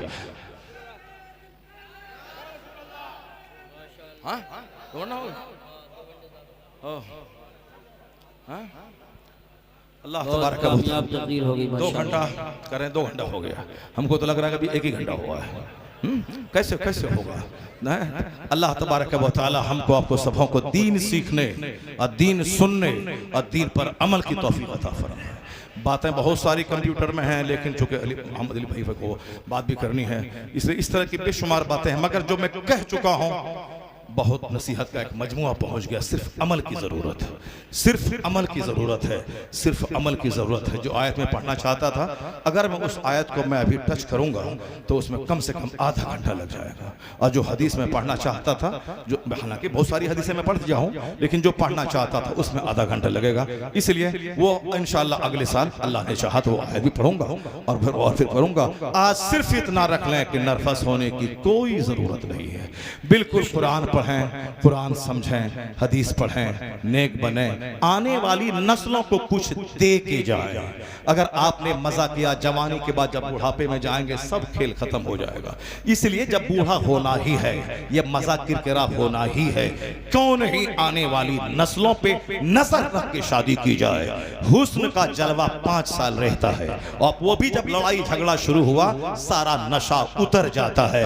आने वाली नस्ल, मेरा बच्चा जोकर ना हो, मेरा बच्चा लोफर ना हो, मैं मर भी जाऊं तो मेरा बच्चा कब्र पे जाके कुरान पढ़ने वाला हो जाए। हर नमाज के बाद बोले अल्लाह मगफिरली व लिवालिदैया। काबा जाए कहे अल्लाह मगफिरली व लिवालिदैया। गुंबद खजरा देखे तो कहे अल्लाह मगफिरली व लिवालिदैया। अजमेर बगदाद बरेली जाए तो बोले अल्लाह मगफिरली व लिवालिदैया। दूसरों को बोला कि कुरान खानी करवाएगा तो बिरयानी और 10 टका की लालच में आएगा। उसका बाप तो मरा नहीं कि जो दिल से पढ़ेगा। जिसका अपना बाप मरा है वो जो कब्र पे जाके 3 बार कुल अल्लाहु अहद पढ़ेगा, वो जो आंसुओं के साए में 50 आदमी की दुआ कबूल ना हो, इसकी दुआ कबूल हो जाएगी। क्योंकि जिस दुआ में आंसू निकले वो दुआ कबूल होती है। मैंने कहा था ना कि दुआ की कबूलियत के लिए हलाल ग़िज़ा शर्त है और दुआ की कबूलियत के लिए पर्दा औरतों का शर्त है। आया है हदीस में, जिस कौम की औरतों के पायल की आवाज अजनबी मर्द के कान में जाए उस कौम के मर्दों की दुआ को अल्लाह रद्द कर देता है। तो पता चला दुआ की कबूलियत के लिए हलाल ग़िज़ा जरूरी है। दुआ की कबूलियत के लिए माँ बहन बेटियों का पर्दे में रहना जरूरी है। अगर बेपर्दगी हुई तो मर्द काबा में भी दुआ करे, दुआ कबूल नहीं होगी। अगर हराम खाया मर्द काबा में जाके दुआ करे, दुआ कबूल नहीं होगी। अगर हलाल खाया, बीवी पर्दे में रही, किराए के घर में रहा, नमक रोटी खाया, हलाल खा के काबा ना गया मोहल्ले की मस्जिद में अगर दुआ करेगा तो हराम के पैसे से जो हज करेगा, जो दुआ काबा में कबूल ना हो, हलाल खा के तुम्हारे मोहल्ले की मस्जिद में वो दुआ कबूल हो जाएगी। हलाल खा के जो मोहल्ले की मस्जिद में दुआ करेगा वो दुआ कबूल हो जाएगी। हराम खा के काबा में भी जाएगा तो दुआ कबूल नहीं होगी। इस बात को हमेशा गिरह बांध के रख लें। दूसरों का मुंह नहीं देखना है। कुरान क्या कहता है, हदीस क्या कहती है, हुजूर क्या कहते हैं, शरीयत क्या कहती है, इसको देखना है। अल्लाह तबारक व तआला हमको और आपको सबों को नेक बनने, मुस्तफ़ा का गुलाम बनने की तौफीक अता फरमाए। हदीस सुनने, कुरान सुनने, उस पर अमल की तौफीक अता फरमाए। आमीन। व आखिरु दअवाना अल्हम्दुलिल्लाहि रब्बिल आलमीन।